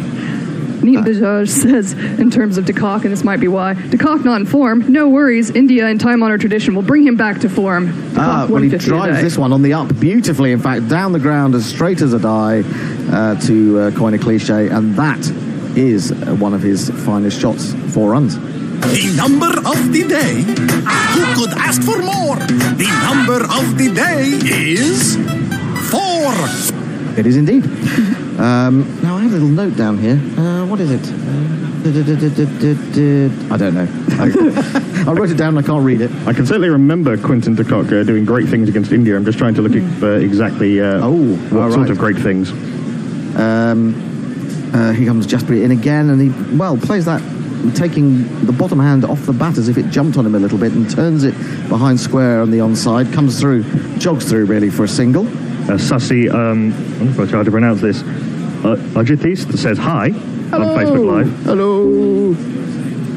See, you get a call out. You come to us on Facebook Live and we will wave. Not only just shout out, we will actually wave to you. Hello, people who are watching a radio show. How many people are watching the radio show? 21. It's called Watching Cricket on the Radio, which is also, coincidentally, the name of Dr. Dan's fabulous book. Now, what's happened there? Oh, he could be in trouble. What on earth is he doing? He tried to flip that away on the onside, did Hashim Amla. I don't know whether he got a bit of back to it or as he brought the ball round as he pivoted. It went right up in the air, but didn't seem to be going very far, and he was very worried that it might drop back down onto his stumps. So he was doing everything he could. He's turned it back on it. He's got no idea where it is. He's right over the stumps. He's guarding it with everything. So any possible angle that it comes from, even if it comes down from the sky, he is sort of literally bent over the stumps, so it hits him on the back or the head or whatever. I love him. Bumrah again forced off the back foot. Nice shot. It's taking a lot of work for Kohli to get over there, but he is such a good and quick and wonderful fielder that he does, and there is no run. So de Kock averages 75 against India at a strike rate of 97 with no 50s and 500s in 10 innings. Bloody hell!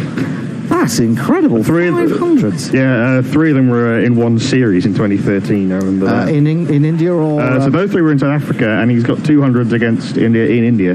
So these more like, I would say, South African conditions than Indian conditions, as this is flicked into the gap between mid-wicket and mid-on. They come through for a single. I mean, he's done pretty well everywhere against India. And South Africa's played at the Oval, and India hasn't yet. This Champions Trophy. Right, okay. 15 without loss. We've got 1 ball to go in the 4th over. Sunil Verma says 21 blind people and 2 partially sighted people because we've got 23. Oh, I see. 21 blind people watching us on Facebook Live. Well, that's quite good, actually. I mean, quite often you'll see there's just one lonely soul watching us on Facebook. And you think, who is that? Who is that loser? It's normally Nestle Boy. He's not with us today, sadly. He's an Epping, I suppose. Or Hayden Boy. Or Hayden Bois.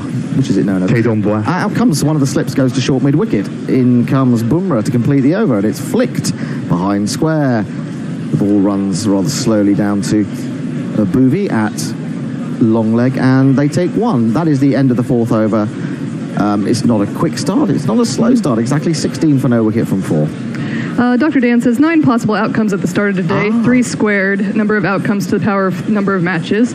A win-lose share. I think it was 3 cubed the other day. Maybe. Now it's only 3 squared. Neaton Bajaj says a bit of bootlicking cheering on the rest of the squad on that Kohli fielding effort. Yep. Lazy Rocket Scientist says, did he go from 49 to 51? And Smoody says, this is what tune-in looks like to me today. Have I missed some news? You guys look great. And tune in for Gorilla Cricket says BBC 5 Live logo. Well, come and join us on BBC 5 Live here.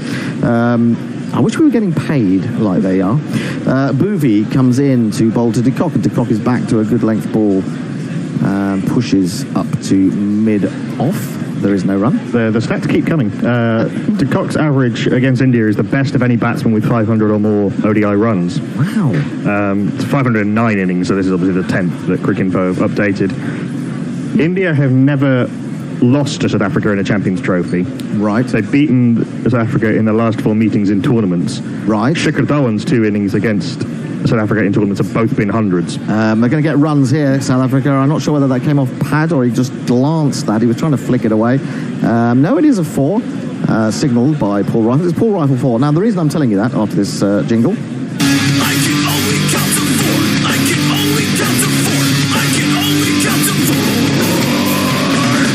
See, I can say Paul Rifle 4 because he's the umpire, and that's actually not... he's not actually sponsoring us, but it'd be nice if he did.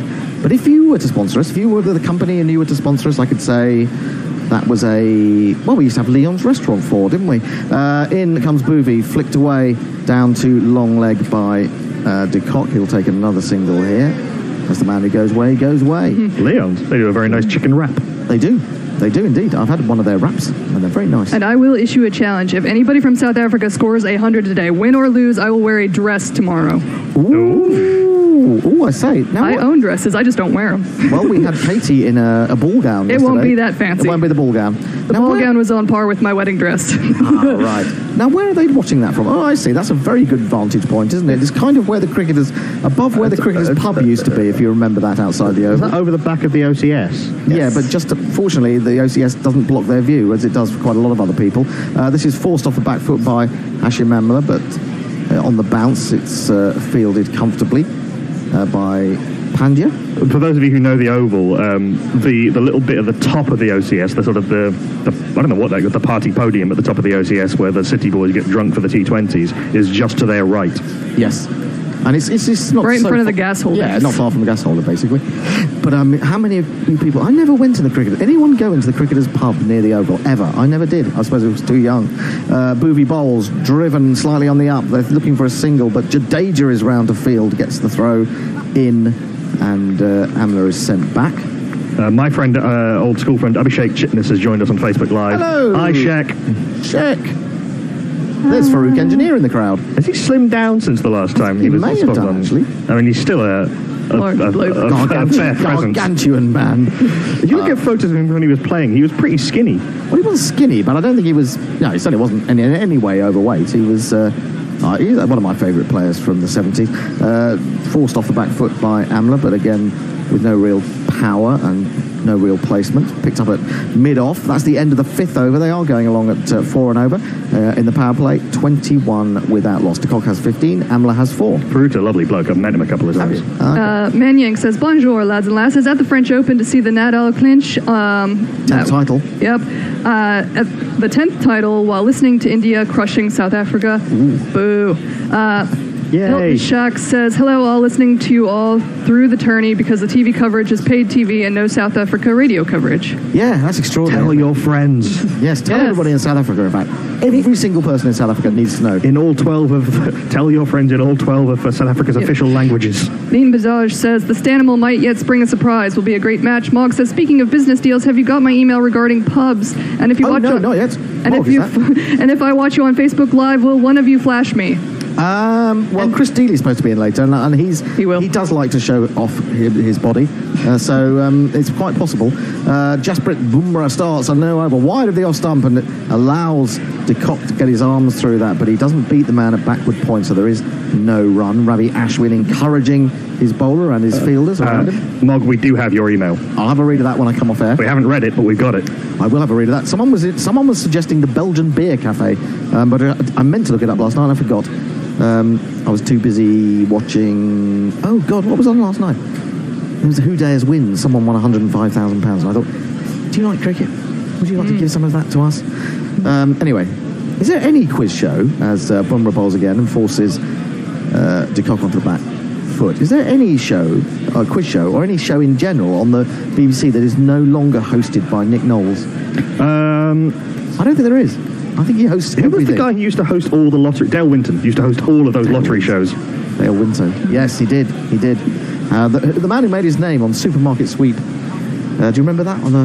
I know of it. Was that during your... No, it was a long time before your student days, I think, actually. My primary school days, yes. I think. This is nicely played by De Kock. It was a straight ball, good length. It's fumbled by... Is that you, Raj? Well, they say never run on a misfield. De Kock wanted to run on a misfield. He was sent back, I think, by Amla, and he had to hurry a little bit. Smart, almost tactical misfield by Yuvraj. They tempted them into the throw, came back in pretty quickly, and Dhoni, in sort of classic Dhoni, too cool for school fashion, just palmed it no look onto the stumps. I have to say, the Oval is such a beautiful outfield. I mean, the square is massive, so you're fielding. If you're in the infield, you're fielding on the most pristine of surfaces. There's really no excuse for misfielding that. I mean, you do get sconed in the face by one that bounces off the square. But that didn't happen that time. Nicely played by De Kock, the next delivery to the left of mid-on, allows them to come through for one. Someone else I was at school with has joined us on Facebook Live, Lizzie Sweeting, who I know is a massive cricket fan and a Yorkshire fan. Lizzie Tweeting? Sweeting. Hello, Lizzie. Hi. Can she commentate? Probably. Has he come in commentating? Or are you in Yorkshire? What's your Lizzie is at the moment? A year below me at school. Oh, right, okay. But cricket nut. I don't think I know anyone from school. One person I know from school, and then I didn't actually know them at school, strangely enough. Anyway, Bumrah comes in again to bowl to Amla. Amla drives off the back foot. That's beautifully placed, and that is the, it's an archetypal shot of Amla. It's gone away for 4 runs. 1, 2, 3, 4. That wasn't magisterial enough, I'm afraid. Yeah, we need a magisterial. There we go.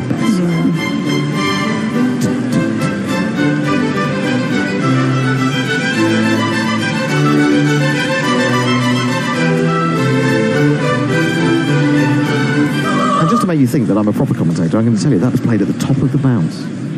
Top of the bounce. Apparently. You're a proper tennis commentator. Yes.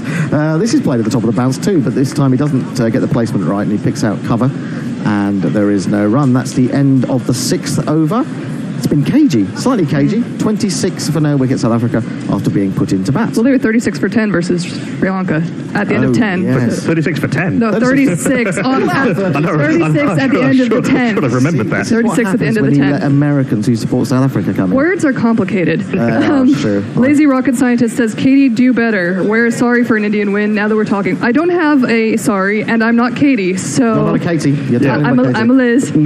Funnily enough, not all of our female commentators are called Katie. They used to be. Or Soph. They did used to be. Dave Wood says, morning, ladies and gents. I've already lost track of this tournament. Yeah, me too. Log says, interestingly, my list didn't include the Belgian Beer Cafe, but it did include the European Beer Cafe. Oh, well, I'll look at that when I come off air, which will be in about 4 overs' time. Stephen Villa says, big game today as well. Yes, it is. Yes, it is. Boovy bowls, shorter ball, which he tries to pull, gets a bit of a bottom edge as he pivots, and they get 1 run down to long leg. De Kock moves to 17. Amla has 8. We're joined by somebody from South Africa, Thangalani Makhongal. I'm sorry if I said that wrong. Says, thank you for the cricket. No cricket in South Africa unless you are rich. Tell your friends, bring them along. We are here for you. We are here for you. We are here for you for today, and we may be here for you for the rest of the tournament if you get through. And tests. And tests, of course. Don't forget the tests. Absolutely. And 3 T20s before the test. And 3 T20s. Anything else? No. No, we did the ODIs already. We've done the ODIs, yeah. Boovy comes in again, and Amla just lets this come right onto him and then jabs it down to third man. Takes a single. He moves to 9. 28 for no wicket is the score. The run rate up round about 4.5. Over. I did see, just looking ahead to the test, that yesterday Vernon Philander had a good day with bat and ball. Of Sussex? Yeah. Ah, interesting. He's been kind of bowling within himself somewhat for Sussex this year. Jofra Archer's been the one taking most of the wickets. He has. He's another... He was out Chris Jordan, isn't he, basically, from Barbados? I think he's a better bowler than Chris Jordan. Well, no, I just mean his background is similar. He's a great bowler he's a great bowler for highlights packages, Jofra Archer. Tall, isn't he? He looks quite tall. I saw him the other day. He's got a lovely sort of flowing run-up, and every now and again you'll see a stump flying. Philander was on the injured list for a while there, too, so... He is a bit injury-prone. Now, let's have a look at this field. We've got a slip and a man who's coming into a 4th slip as well. A first slip and a 4th slip. Third man, a cover just in front of square, an extra cover, a mid-off, that's the offside field. Third man's very wide. Boovy comes in and rather drags that, closing the face of the bat, De Kock, towards mid-wicket, and there's no run. It's almost like third man was there set for a sort of, almost for the uppercut. Well, yeah, and also possibly because he does play those rather lovely flowing shots just back of the square quite a lot. So there's a sort of... It's almost as if he's covering 2 bases. There's Jadeja out there as well. Yes, he is very, very square, isn't he? You'd almost call it a backward point. He goes after this one, tries to pull it over the top of mid-on and makes no contact. Big swing, no ding, as Stephen Crook would say. The fact that it's Jadeja there implies that it's a plan. Right. He is India's best fielder. So they brought the guy in at 4th slip as a sort of protection for the edge, the genuine edge that goes through third or fourth slip and down to third man. He's going to have his work cut out to stop that, but yes, he is almost a deep backward point rather than a third man, I would say. In comes Bhuvi again. Oh, he goes off this one again, trying to drive on the offside, and again is beaten by the Indian bowler. I'm not sure it did a lot. I think it may have just been the angle. Certainly tempting to cock into some more aggressive shots in this over. Yeah, the length just wasn't there to drive at all. And he played it with that sort of that left-hander's thing where the bat comes through sort of 45 degrees. It's neither a cut nor a drive. It wasn't really at the pitch of the ball. I think he was trying to probably drive that behind square. In again. Oh, he's beaten once more. This time he's just trying to defend. Suddenly, Bhuvi is causing all sorts of problems to de Kock. That is the end of the 7th over. The score is 28. We're waiting for our first wicket. Just on Facebook Live, we've tweeted out from our Facebook account that if everyone who's watching could share it with one friend and get them to do the same. Many thanks. That'd be brilliant. It'd be almost like going viral, wouldn't it? Isn't that how it works? Kind of. Something like that. Mog says that he's going to join us on Facebook after all. So, hi, Mog. Neat Bazaj says, 250 opening stand for South Africa, #doomed. I swear you're trying to jinx them more than I am. Jonas says, bank holiday for the Queen's birthday in Australia tomorrow, so can stay up late with your commentary. Yay! And Excellent. Daft Penguin says, morning all, double sport on the card with England in the under-20 World Cup final right now. Yes, Oh, is that on now? England, Venezuela. Yeah, I mean, if everyone's going on about England are in the final at last, for first time since 1966. Venezuela, I mean, when have they been a top footballing nation? I can't think off the top of my head, forgive my ignorance, of a Venezuelan footballer. I can't, but I did see Venezuela play football when I was there in 98, covering the Caribbean and Central American games. And they had an under-20 team in the football competition. I can't remember them being particularly good. In comes Bumrah, bowls, and right across his stumps goes Hashim Amla, and helps this ball on its way down to long leg, where Kedar Jadhav does the fielding. And one more is added to the total. It's 29 for no wicket. Amla has now reached double figures from 20 deliveries. De Kock has 17 from 23. Yeah, they blocked the straight ones, and apart from a couple of wafts for De Kock, smashed the wide ones. And there haven't been that many wide ones as yet, which is why quite disciplined, hasn't it? Which is why the run rate hasn't really been above 4 for most of the innings. Well, they maybe feel the need to lay a foundation as well. Bloody hell. A whole bunch of my friends. Gaurav Dhawan, who I don't think I've seen for about 10 years, has joined on Facebook Live. And Jacques van Niekerk says, South African here. Hello. This is forced up to mid-on. He's quite deep set. He probably played it too firmly to think about a run. Jacques van Niekerk says, South African here, watching the game in Rotterdam, but your commentary's better, so the TV's on mute. Keep up the good work. Thanks, Jacques. Tell your friends. Thank you very much indeed. I want some of my school friends to come out of the I don't know, the back of the cupboard and say hello to me. You know what? Share the stream on your Facebook profile. I do. I don't think I've got any old school friends on my Facebook stream. Defended into the offside this time by the left-handed De Kock, and there is no run. Yeah, Jadeja's been brought up to orthodox backward point now. Yep. I might be able to get some Facebook people, but they don't know that I'm under an alias. So if I promote it, it'll be weird. They'll know who you are. You will be revealed. And they're not close friends. They just saw that I liked Zafar Ansari, and the rest of Pakistan showed up on my feed. Like, hey. Really? Yeah. Rest of Pakistan? Yeah. Well, big fans of Zafar Ansari. Somewhere. Interesting. He goes right across his crease. That's not a wise move, because he exposed all 3 stumps and only just about got some bat on that and flicked it behind square. It might have even been a leg by. In fact, it is a leg by. But this is the way they are trying to upset India's line. It's by going right across their stumps and flicking it down to long leg. But that is fraught with danger. It was a pretty half-hearted appeal, but it wasn't the worst half-hearted appeal. It wasn't missing off stump by that much, I don't think. Well, Bumrah is coming in again. It's almost like a little gallop that he does, a little skip. And he bowls a full toss, which surprises Amla, and he can't really do very much with it in the way of many batsmen when they are surprised by full tosses. And he bunts it as far as mid-on, and there is no run. Zafar Ansari's his parents are Pakistani. Yes, they are. Yeah, but I wasn't aware that he had a big fan club there. Are his parents still in Pakistan? No, they're here. One of his parents is Pakistani, one's English. Okay. Full slower ball driven firmly by Amla, but straight to Virat Kohli at mid-off, and there is no run. 8 overs now have passed, and South Africa have only advanced to 30, despite not losing a wicket. Yeah, his father is Professor Khizar Humayun Ansari, who migrated from Lahore, while his mother, Professor Sarah Ansari, presumably took the married name, is English. Is he a professor in? Muslim studies, if I remember. She is a professor of the history of South Asia and Pakistan at Royal Holloway. Blimey. This is like the birthday game. And Khizar Humayun Ansari is a British academic, awarded an OBE in 2002 for his work in the field of race and ethnic relations. Okay, interesting. That's why he's quite academic. Yes. Tim Everingham says, I suppose the only upside is that England have peaked for the next 2 years. It's all downhill to the Ashes. Come on, South Africa. Dave Wood says, has Nakul Pandey ever heard of Solomon Rondon?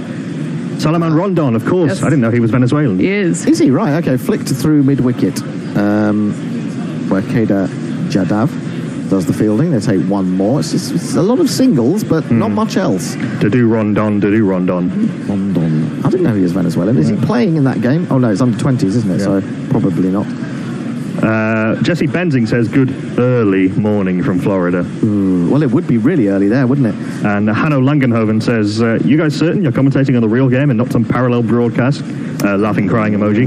Real game, have South Africa winning by 27 runs. So a good prediction. If you think you are in the prediction market, go to GorillaCricket.com/competitions and enter the Gorilla Prediction League, where you will, once you've logged in and you're registered, not all registered, you can predict the number of runs that will be scored in the day's play, and you pay £1 per guess.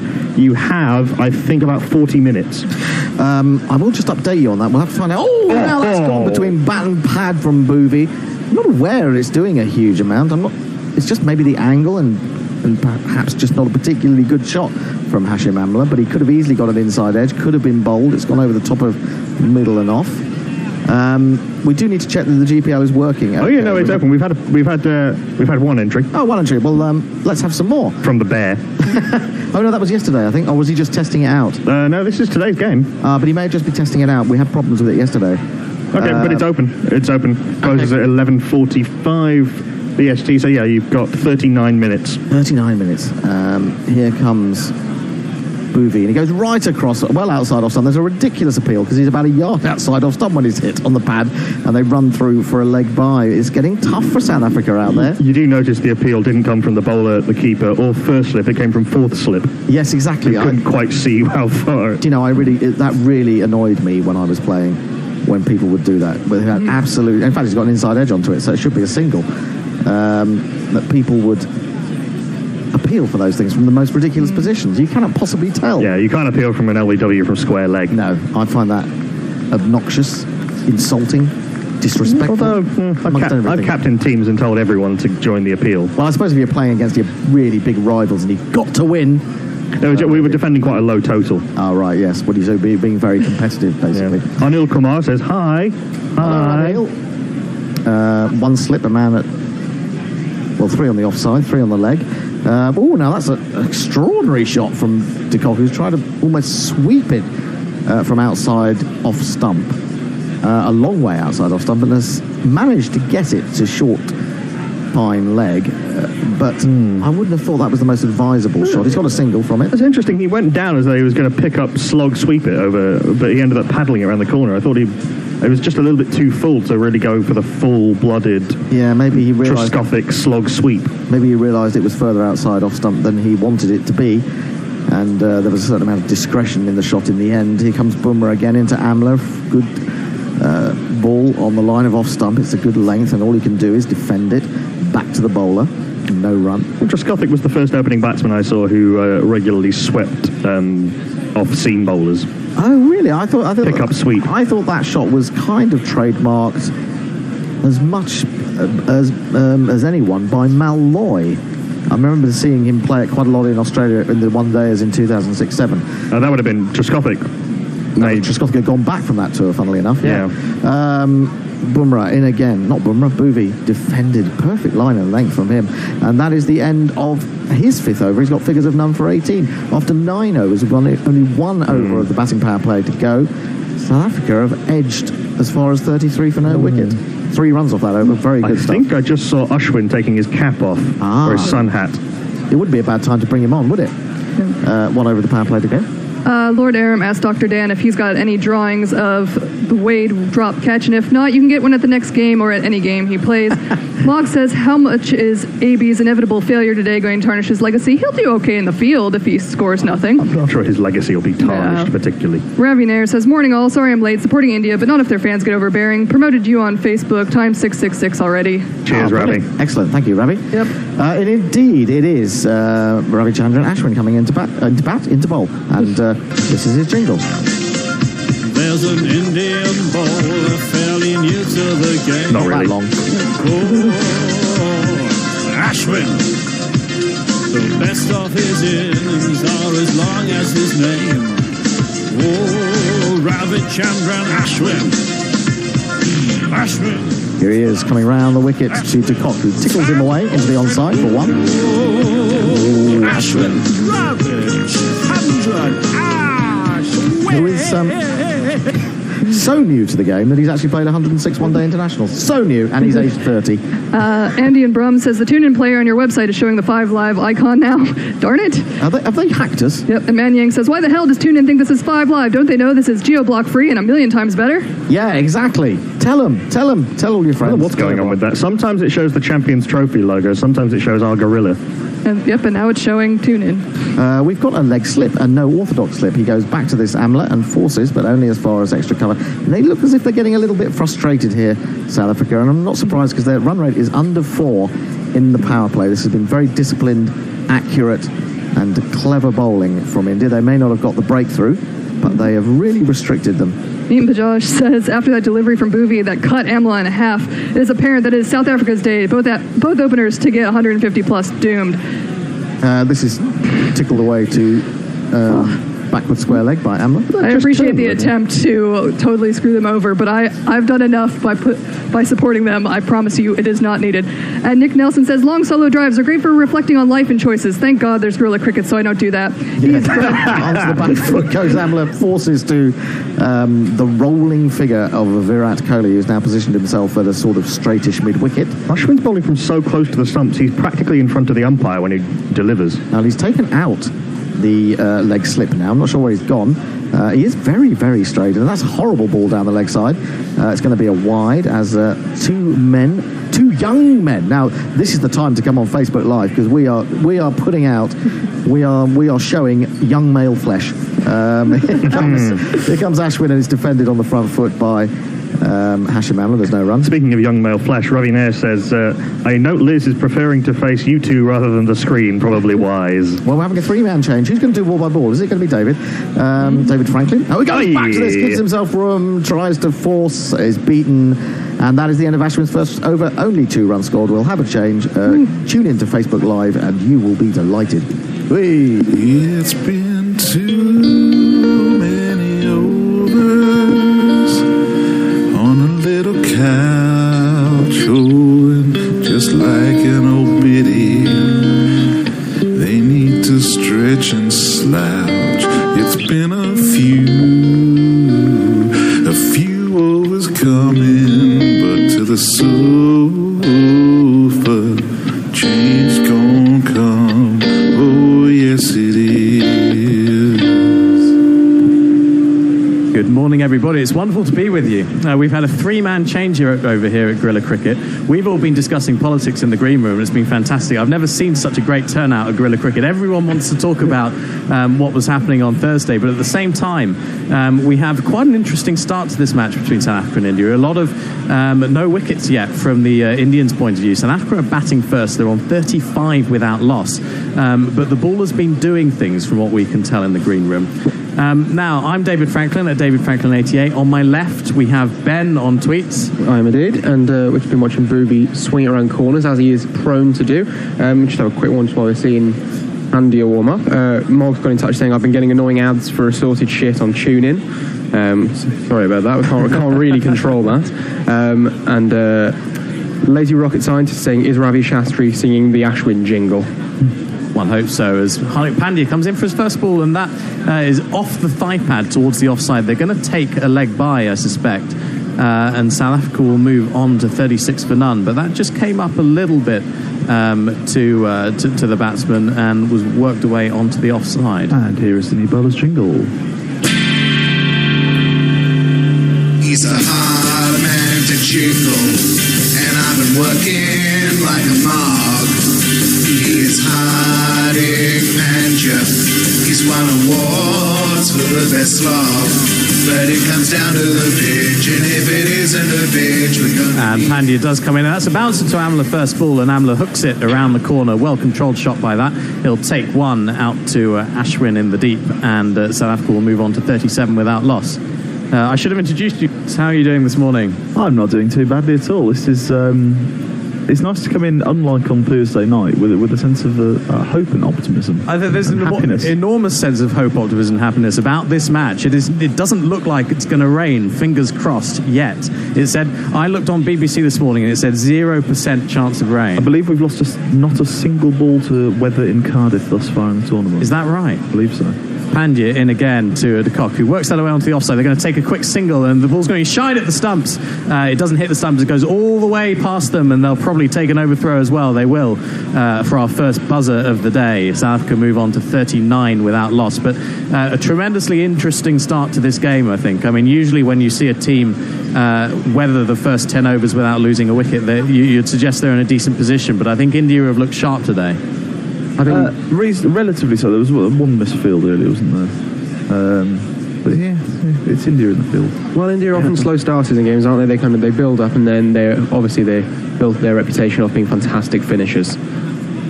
Hardik Pandya in once again to De Kock, who works the other way onto the leg side this time. It's going to go out towards the fine leg fielder. They'll take one, and South Africa will move on to 40.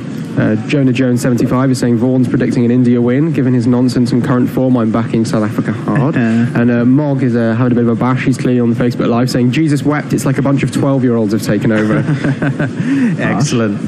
It certainly is slightly younger than before, but we'll try and make up for in precocious talent what we may not have in experience. In the meantime, we're seeing a very interesting graphic on where India have been bowling so far this innings as Pandya comes in for the fifth ball of the over, and Amla moves across towards the offside and works it towards third man for a single. It is quite nice actually to have you two on, because I've basically been the generic young person of Test match sofa in Gorilla Cricket for the last 4 years. It's begun to grate. I can imagine. I'm happy to take over.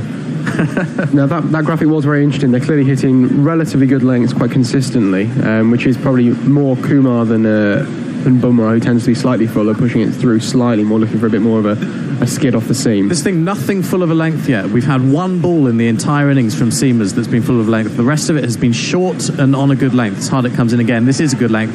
It's worked into the offside. The ball bounces high up in the air, but De Kock sensibly stays in his ground. That's Hardik's first over complete. South Africa are 41 without loss, and a fairly balanced start, one would suggest. Yeah, reasonably so. I mean, look, the way the kind of slogathons go these days, you quite like wickets in hand, but they've not really made the most of the power play, have they?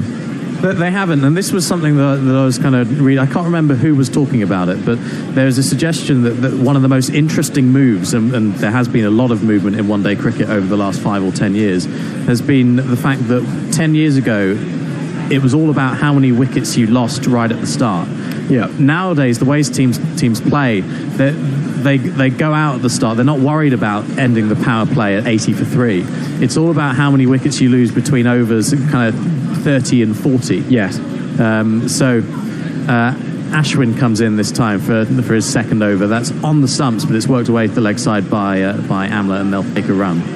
Well, I mean, that largely did scupper Australia against England the other day, didn't it? Well, that was what I was going to say. There's also always been a combined approach of Sri Lanka at the '96 World Cup, and the kind of the more traditional going hard at the end. You know, target the start, target the end, and in the middle you just look to tick over, try and preserve wickets so you can go hard right at the end with your 6 and 7. Yeah, and I think as Ashwin comes round the wicket to the left-hander de Kock, that's pitched on a good length and outside off stump. De Kock works it away and will take a single. I think Amla was ball watching a little bit there, but there's no harm done because there was comfortably one there. I think the advent of 2020, and this is something obviously we've been over before, but the shots that people are able to play these days means that batsmen aren't content just as that's swept by Amla round the corner to the fielder at fine leg. It was on the stumps. He would have been in a lot of trouble there if he'd missed that, but no harm done, and they remain no wickets down for 44. Well, it's almost as if the worst thing that can happen for a bowling side is to go wicketless between about 15 and 35. Yeah. Ashwin in again round the wicket, getting through this over quickly as de Kock works the way to the mid-wicket fielder, but there's no run. And that's largely because basically every batsman in international cricket these days has the range of shots that if they're set, they can just put the ball wherever they like. They can. Ashwin in again, and that's a good length, but de Kock goes back, just chops it down to the point fielder.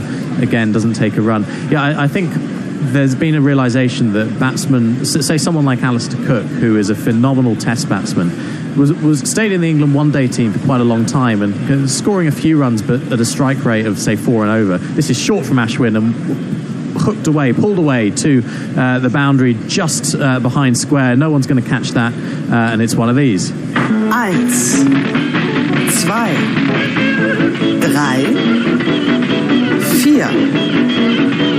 4.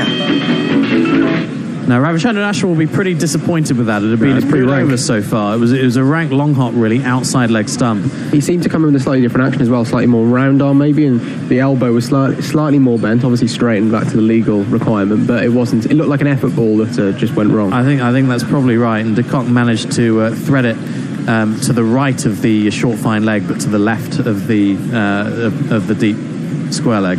Nestle boys come in saying the youth for the future. They changed everything in British politics and the other day, and now they're working on changing at Guerrilla Cricket. Absolutely. Hopefully for as much the better. We are a coalition of chaos. Well, I was trying to work out the fun. Yeah. Pandya in for a second over, bowling to Amla, and that's full outside off stump. Only the second full ball all day we've seen from the seamers. Amla tries to work out the cover drive, but just gets the sort of bottom edge of the bat on it, and it squirts away to mid-off for no run. Largely because he's camped on the back foot at the moment, isn't he, Amla? Because of this length, they're not letting him get forward. Yes, I think that's absolutely right. He didn't get his front foot to the pitch of the ball there, I think, for exactly that reason. But South Africa are 48 for none from 12, so 12.1 in fact, so they've just dipped below 4 and over, which is a rarity these days in a power play. But perhaps to do with something how the Indians are... But there's another full ball from Pandya. It's kind of half volley on middle stump, and Amla tries to work it away, as he might well do, into the leg side, but finds the mid-wicket fielder and there's no run. It tailed nicely in towards him there, though. He's maybe just starting to get a little bit more, well, maybe early reverse swing at this stage. I mean, with the 2 new balls, we'd be very surprised, but we haven't seen too much conventional swing out of the hand of Kumar. Certainly keep an eye out for that. But in the meantime, Amla is 15 not out from 37, which is a rarity for him. He'll be holding on till lunch, I'd imagine. That's a strike rate of 40. As Hardik comes in, Amla works away outside the off stump. I suspect that may be called a wide. I don't think it has been. I think it was almost a wide for 2 reasons. It was just inside the white line, and I suspect it was around Amla's head height. But I think that's about as wide as you're going to get without it being called in this form of cricket. Perfect ball. It was. Callum McKay says on Facebook, live Duckworth and Lewis will no longer be considered as babies' names here in Australia. Fair. I do like the idea of calling a baby Duckworth, though. You are. I was under the impression that Mitchell was the only allowed. Mitchell and Shane, yeah. But yeah, Mitchell and Shane in Australia at the moment, it's a two name list. Which has gone out of fashion, hasn't it? Since the Monty Python sketch, which is a shame. Yeah, it would be nice to see a whole team of Shanes and Mitchells.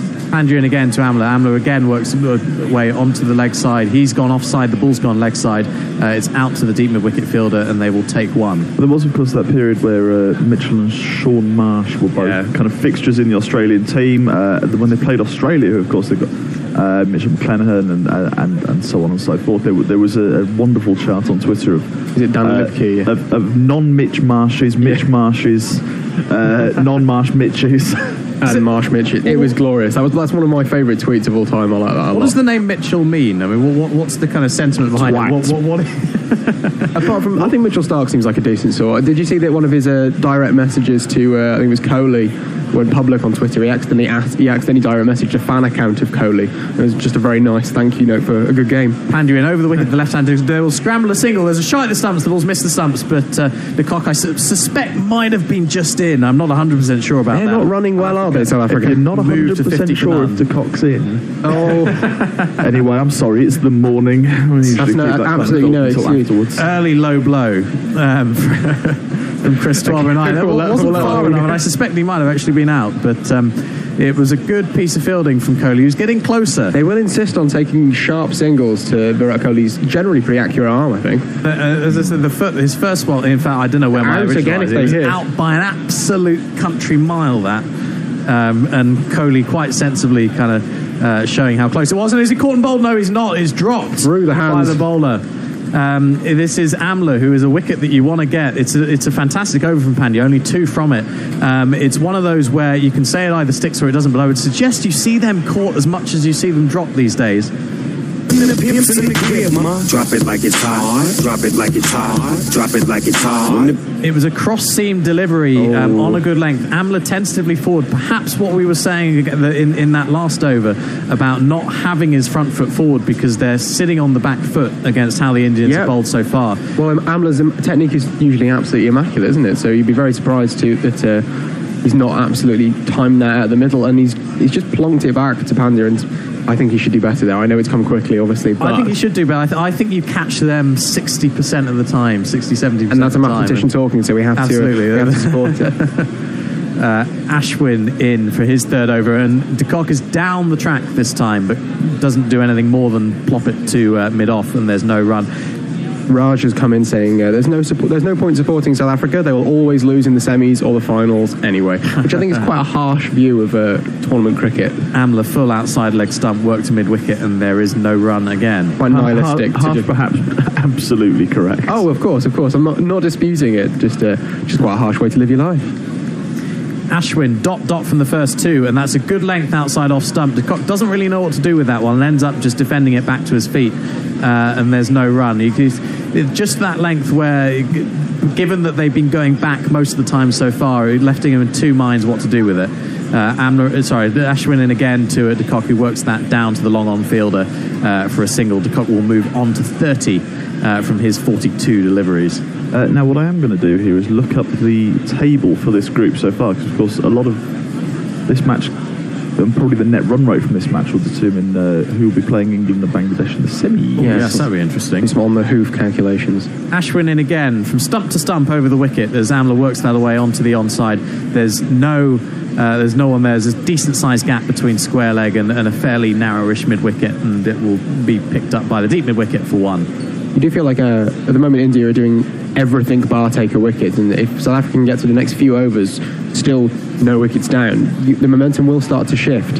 I think that's right. As Ashwin comes again, last ball of the over, a bit flatter this time. Maybe the ball he was trying to bowl the last ball of the previous over where he got hit for 4. That's defended again for the second over in a row, only 2 off it, and the South Africa are 52 for none. Okay, so for the record, India and South Africa comfortably have the massive positive net run rate in this group. The 2 teams playing tomorrow, Sri Lanka and Pakistan, have really reasonably healthy negative run rates. So you'd have to assume the winner of this match will play Bangladesh, unless they just squeak home and then Sri Lanka absolutely hammer Pakistan or vice versa.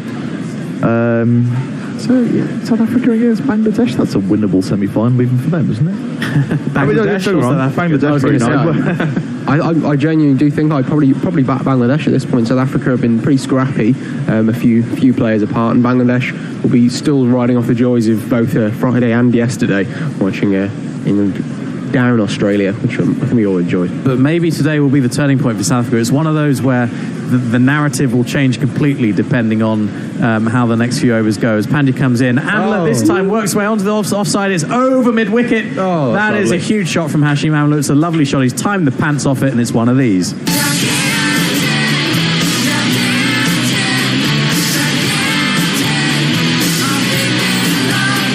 You can see he's been trying to do that for a couple of overs now. He's been kind of walking across his stumps and looking to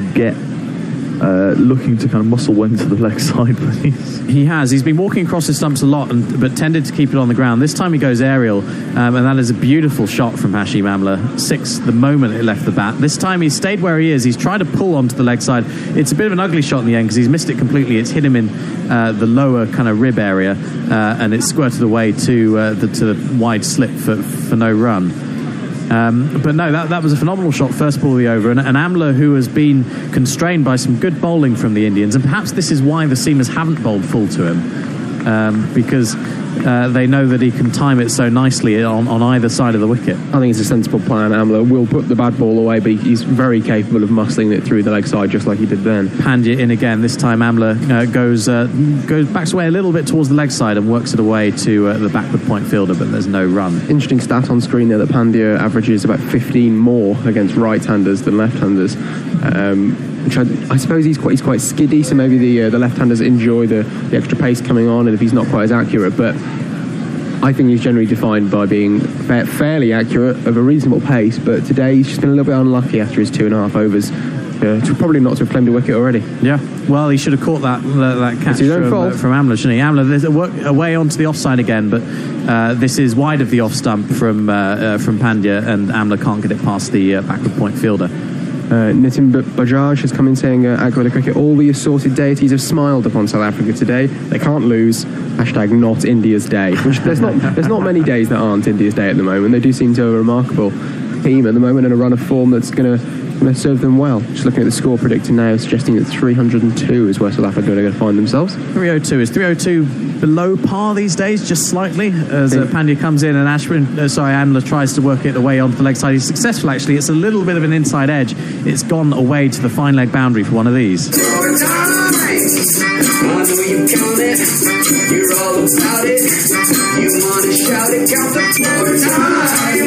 Yes, Amla, I think, trying to repeat his shot that went so far for 6 from the first ball of the over.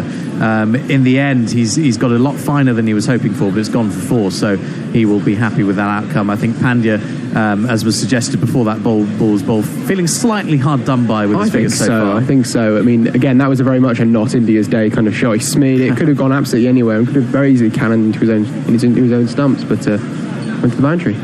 Now we have a Yorker this time, and Amla just works that straight back to the bowler. We have what, as far as I can tell, is a sort of fly slip in place. Yeah, almost like the position that we saw England deploying to Kane Williamson the other day, just trying to... I mean, that was a more defensive position, but maybe Amla, if they're bowling slightly short of a length and he's trying to work it away into the leg side, looking for the leading edge, potentially. But yeah.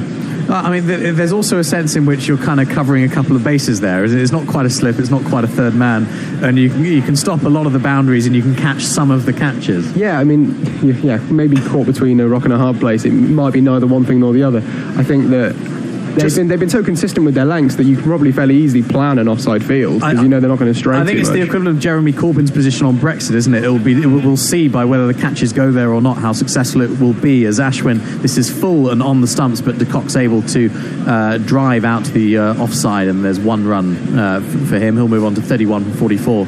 But much as we thought kind of Corbyn was maybe in no man's land when it came to Brexit, and as it turned out, he was straddling all bases. He turned out to be more of like a kind of almost like a Michael Bublé, managed to offend no one, and thus be quite successful. Yes, and perhaps we'll see that with the fly slip to the seamers from India today, as perhaps the crowd goes silent for that tenuous analogy. But this time Amla works one away from just outside off stump onto the offside. They'll take 1 again. South Africa 64 for none. Fun fact about Michael Bublé: absolutely filthy mouth. Really? Oh yes. Gosh. Is this from first-hand experience, Chris, or this is outside Me the and the off-stump? best mates. Looped up from Ashwin and played out onto the offside. There's no run. That was incredibly partridge. I very much enjoyed that. Mog's just coming in, I think, off the back of Nestle's comment that fuck the youth is Mog's approach, and he said only if they're legal age, of course. But Ashwin again. A little bit ripe for this time in the morning, but a little bit flatter and drifts into the left-handed De Kock, who works it away onto the leg side this time. He'll take one. South Africa move on to 65 for none. That run rate's just ticked up to 4.15. It's still maybe slightly less than they'd hoped for, but I think no wickets down, you're just about par at this stage. Yeah, I think given that Amla's just starting to find the middle of the battle a bit more and a couple of boundaries in that last over, suddenly they're 30 or 45 and 30 or 48 as well. They're just starting to find the rhythm a bit. Put the mockers on him now as Ashwin comes in again. Amla moves again to the offside, works it away to square leg, all along the ground this time. Just a little leg glance and there's one run. We have no power over someone of Amla's ability. We are not worthy to judge. No, of course. Not in any way. But, I mean, De Kock's been very successful for a fair few years now, but he's been the form batsman for South Africa coming into this tournament, and AB gets all the plaudits, but I think De Kock's the key. And if he can stay in, then India will still be nervous. It will be De Kock facing Ashwin. This is full outside the off stump. De Kock comes forward to that, turns it into a bit of a half volley and drives down to the long off fielder for one. But just 5 from that over again. India will feel pretty happy that they're keeping the lid on the South African run rate. But I think South Africa will be fairly comfortable with the position as well. I think one of those rare situations that we don't see that often in one days anymore. We used to say it a lot, particularly in the boring middle overs, that both teams are content with how it's going. I think these days we see one team try and push for the initiative more often than not, and maybe that's what South Africa will be doing over the next few overs. Well, I think especially with the new bowler coming on now, Ravi Jadeja's about to throw in his left-arm darts, and I think that he's the typical bowler. If you can take 50 off his 10, then you'll generally be fairly happy, and if you can not lose any wickets, then that would be absolutely ideal for South Africa. Absolutely. I refuse to resort to the cliche that this will be an important phase of the game, because they're all important at this stage. Of course, especially in a very short game. But this is an important place. Jingle. Playing around cricket by myself, and I had too much confidence, and I was thinking about myself, and then there he was, playing a dual role. Yeah, there he was, like your IPL. It is Jadeja comes in, and that's straightish on leg stump, worked away to the left leg side. There's one. Who's that spinning on the field? Who's that done? Devious balls in my direction. Mother, this surely is a dream, yeah. And it will be Ravindra Jadeja with devious balls in the direction of Hashim Amla, who cuts that out towards the deep cover and will take another single. Rather ironic that for a bowler who gets through his overs quite quickly, that was, although a wonderful jingle, is rather long and wouldn't be unlike Jadeja to have darted through the entire 6 balls by the time we reach the end. That's happened before. I keep wanting to start his jingle on his first ball and see if I can do that. Jadeja, again, straightish and worked away exactly the same as the previous ball to, or the one before, to deep backward square leg for one. Very pavement-esque, that one, very 90s grunge. It was very pleasant. Ian Bell, of course, when we were commentating on England's tour of India, almost years ago now, got out before the end of his own jingle. Yes. Jadeja, this is short again and cut once again by Amla. We've had 2 pairs of identical deliveries in this over. Both the balls to the right-handed Amla have been cut to deep cover. Both the balls to the left-handed De Kock have been worked out to deep backward square leg for one, all of them. Now, Jadeja's economy rate is below 5, which for a bowler that's been bowling entirely kind of in the modern age of one-day cricket. Now, this is a reverse sweep from De Kock this time, but he can't beat the short third man, I suppose, but who's turned into the short fine leg. I think a fantastic stat that De Kock averages 221 against left-arm orthodox bowlers. Yeah. This is I'll take that today. A full ball from Jadeja to finish the over. A slightly full shot from De Kock. It squirts away to the leg side and there's no run. Yes! Oh, what are we going for? England have gone 1-0 up in the Under-20 World Cup final against Venezuela. After Venezuela hit the post from a free kick that was basically taken on the edge of the centre circle. It's absolutely magnificent. I do recommend finding that if you get a chance. Very South American flairish. Lazy Rocket Scientist come in saying, are you on Channel 5? The logo is on your tune and website. It's the 5 Live logo, I think, so. Okay. Don't know why. It's not us. Don't blame us. And Mog comes back in and say that he actually finds Bublé really quite obnoxious. Comes across as a bit of a prick with a tiny veneer of charm over the top. I think that's doing him a disservice. I think like a very gentleman. You just haven't met him yet. He's accidentally started talking about me. So we got some comments on the Facebook Live. Tariq Hussein Azemi says, Amla I like. Fair enough. Straight into the point. We like more of that, I think. Shazad Khan says in comments one after another, you are looking dashing moi, and then says, what's your name in white stripes? Oh, Ashwin, and this is a darter. It is down the leg side. I was wondering whether Aling Dar was going to call that, because Amla, as is his wont, moved towards the offside again, and it ended up just going straight past his pads, about 2 inches past the leg stump. Well, it's interesting we're talking about dashing, because when we were talking about attractive umpires the other day, Aling Dar did crop up. Now this is full, and Amla is tempted, and he's right to be tempted, because he smacked it straight past the mid-off fielder, who's come into him for one of these. 1, 2, 3, 4. So maybe we are just starting to see that sign of acceleration. He looped it up. Amla made way for himself outside the leg stump and hit it aerially, but with no trouble down past the mid-off fielder for 4. Absolutely disgraceful amounts of drift from Ashwin there. It's moved about 2 feet in the air. Fantastic. We'll see how he responds. That's loopy again from Ashwin, but slightly shorter, and Amla sensibly doesn't play the same shot again, plays it straight back to the bowler for no run. One of the things I love about watching Ashwin bowl is he just works out the pace of a pitch so quickly, and he knows exactly how much flight to give the ball and adapts to the situation very, very quickly. Be disappointed not to see him so far, and Amla cuts, and he's caught behind, thin edge, under there, and that is the first wicket to go. South Africa is 76 for 1. Amla's gone for 35. Ashwin, after that 4 earlier on the over, has taken his revenge, and Amla is gone.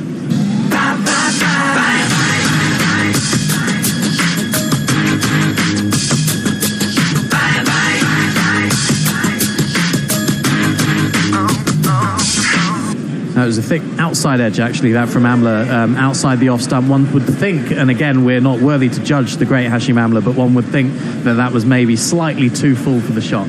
He just never looked comfortable, did he? Not at any point. I mean, even the 4s that, given his normal typical elegance, it just didn't really start to click for him, and frankly, he did pretty well to reach 35.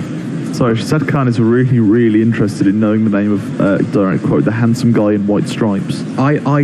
I'm now more reluctant than ever to give the name. Well, David did thankfully introduce me earlier, but I am Ben Jones, and you can't find me on any social media platforms, just in case you want to have a look. But that's very kind. Thank you very much. I think that is down to our relative youth. I think the general attractiveness in the studio is through the roof today. Well, right now, but. I'm hoping this is limited. Harsh on the bear. If anyone, very harsh on the bear. If anyone wants to send in any more messages like that from my fellow commentators, then please do get in touch on Twitter at Gorilla Cricket, and I promise to read them out and look them in the eye at the same time, so you can be sure that they will be as uncomfortable as possible. With a swift segue, they'll be as uncomfortable probably as South Africa now, given that's how finely poised the game's been. Is we were saying that if there were any wickets, if they went wicketless, India, that South Africa will be very pleased for the next few overs. But now the storm has broken, and India will be looking to press on now. I think that's right, and there were certain signs that South Africa were looking to accelerate after what had been a fairly slow pace, but also wicketless start. We saw Amla make space for himself and hit that 4 past mid off earlier on the over, but perhaps the fact that Ashwin had been bowling so floatily so far to Amla just led him into a false sense of security when it came to that cut shot, because that one was a little bit quicker. I mean, to be caught on the outside edge for Amla is very unusual. His judgment of length is normally perfect, and so the fact that Ashwin was getting so much drift, and from the side on view you could see as well that he's getting quite a lot of dips, he's putting a lot of revolutions on the ball, and I think that's just caught Amla out. And well, it'll be interesting to see if a new batsman can be more easily exploited in that sense, because Amla had been batting on the pitch for an hour and he still got caught out by Ashwin. Yeah, and I think we've got to give a lot of credit to Ashwin for that. You've got an absolute world-class batsman there that's been done in the flight and ended up playing a shot that he shouldn't. We've actually got one of my favourite players in the world game coming to the crease now. Let's see if we can cue up his jingle now, but he's this man. Du Plessis, du Plassa, life goes on. Ra, la, la, la, la, life goes on. And that is, I mean, it's a short, but it's a hopeful and optimistic jingle, isn't it? It's a very Faf jingle. the rugged, jaw-lined masculinity of Faf, which is one of the key reasons why I'm such a fan, isn't quite emphasised in that Beatles kind of delicacy. Is Faf du Plessis the best-looking man in this match? Oh, every time I come on air, we always end up talking about how attractive the cricketers involved are, which I'm quite happy to discuss. I think certainly, although Virat might have something to say about that. Perhaps. I mean, look, the ultimate answer, of course, is Shabir Rahman of Bangladesh, was the most extraordinary eyes in world cricket.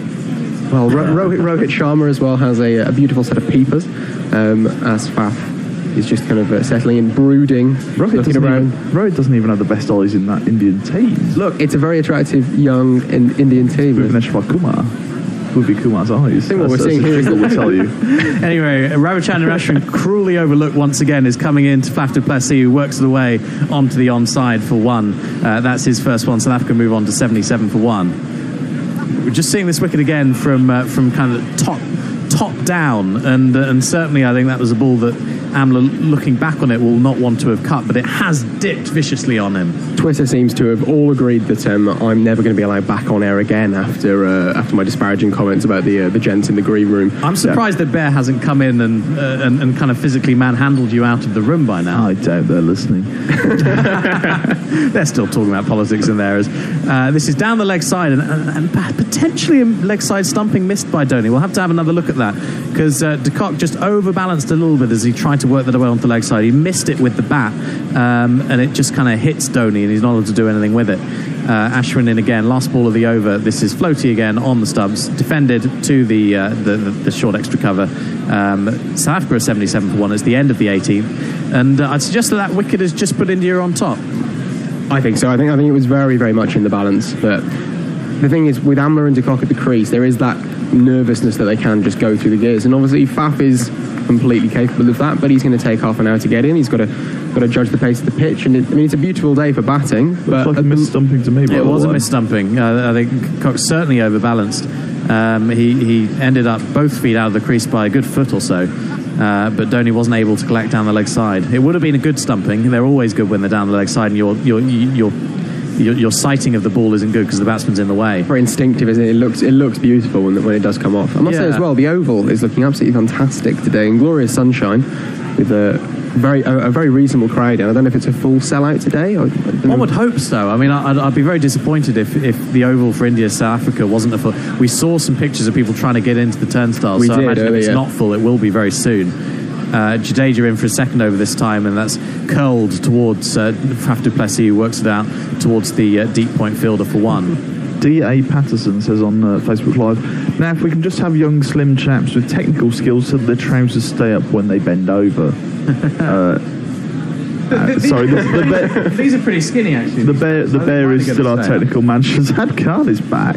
Oh God! So Ben, how are you? It's Shaz from Dubai. Nice to meet you. Who's your favourite batsman in India and Pakistan?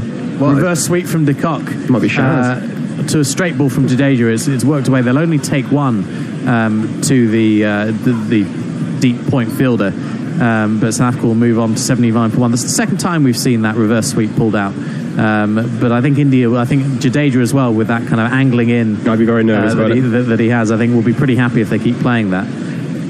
This time du Plessis drives handsomely through the offside. There's no cover fielder. It's picked up by deep cover, and once again he will take one. Yes, my personal favourite bit about that Shazad Khan comment is just in between all the sentences, just dot dot dot dot dot. Yeah, just I'm imagining the sense of just kind of. I'm imagining just glances to either side, slightly flirtatious eye movement potentially. Jadeja in again, and the South Africa will take one. Going to just dab down into the offside, but there's no fielder close enough to stop it. I have it on good authority he's wearing nothing but a leather thong. Oh gosh. Well, I was going to say this. Smoothie's just come in saying there's an air of a sixth form common room in Gorilla Towers now, and that comment's done nothing to kind of dispel that rumour. How many leather thongs were in your sixth form college? This is short for Jadeja this time. It's worked away out onto the onside. It's to the right of the deep cover fielder. They will take two as a result, and it's back into Jadeja. South Africa are 83 for one. It was more the boyish hopefulness in your eyes over there that kind of led me back to that time. Jadeja's just settling into his rhythm here, and like I say, if you can just take him for 5-6 and over, I think South Africa will be very happy if he goes at around that kind of rate. He's around 60 miles an hour, so he's not floating it up too much. And Du Plessis has driven a full ball out into the offside for 1. That over's gone for 7. 1-1-1, 1-2-1, which I think India at this stage, still 1 down, will be fairly happy with, so long as South Africa aren't getting that run rate much above 4. Especially with AB just kind of lurking on the sidelines. Still not in form, not in spectacular form, but you never want a man like AB at the crease, and if he does come to the crease, you want him gone pretty darn soon. I think that's about accurate. Sooner than his hairline. The abuse of some of the cricketers. Low blow, yeah. Have it. He's no fast to Plessis, is he? He's got. He wasn't even mentioned in the best looking cricketers, is he? Of course he's not. Would he have been mentioned a few years ago? Or nah, I don't think so. No, I'm not sure he was ever really in contention. My judgment on these things is so out. I have no sense. I always thought AB de Villiers would have been quite dashing from that point of view, but what do I know? This is worked out onto the leg side by Du Plessis. Again, takes 1. And South Africa 85 for 1. Well, it is, of course, all a matter of personal taste, but you are wrong. Your personal taste is incorrect. Nestle Boy saying the sixth form air is permanent on Guerrilla Cricket, no matter who's on. So I think that was very much what I was aiming for. Fair and true. Just to dispel any myths, actually, not when Ashwin's bowling, we're not getting a chance to do this. This is full on leg stump. Don't let him stop you. It's worked away really nicely, this one by de Kock. It's going to beat the deep square leg fielder. It's gone to his right, and it's one of these. What was that? Was that a 4? Yes. In what language? Mog. It's extremely loud. Daft Penguins come in to give us a quick football update. England are winning 1-0 at half time. Calvert-Lewin, get in. Absolutely. Venezuelans failing where they might have succeeded on Thursday as de Kock plays that out onto the offside. I was trying to make a Corbyn, but it didn't really work. Dr. Dan's coming with his image of the day. We've got a nice little sketch of Hashim flicking one through the leg side, I think. Oh, go on, let's give that a little retweet. I have. Marvellous. We're just seeing that over up to that got Amler out. The ball that he tried to cut was actually the fullest ball of the over. He tried to cut one and missed earlier on the over too, but I think he'd been looking for that shot. Only reaching for it unnecessarily, I think. We've got Ashwin for the 4th ball of the over. This has worked away onto the leg side again to the vacant square leg. They're going to think about 2 here. They are going to get 2. In fact, the throws come in. The direct hit might have been interesting. That was good running, but it is good running from the South Africans, just putting a bit of pressure on the Indians, who have kept a lot of space on the leg side to exploit. Oh dear! The seniors have arrived. Mum and Dad are back. We've got a Gary Naylor and a bear lurking to come in at the end of this Ravichandran Ashwin over. Who's going where, gentlemen? We're going to have Gary on ball by ball. We're going to have the bear on jingles. Oh, what a world! You, dear listeners, are being spoiled today. The first team. We've a few injuries and a few dropouts, but finally they're back to full strength.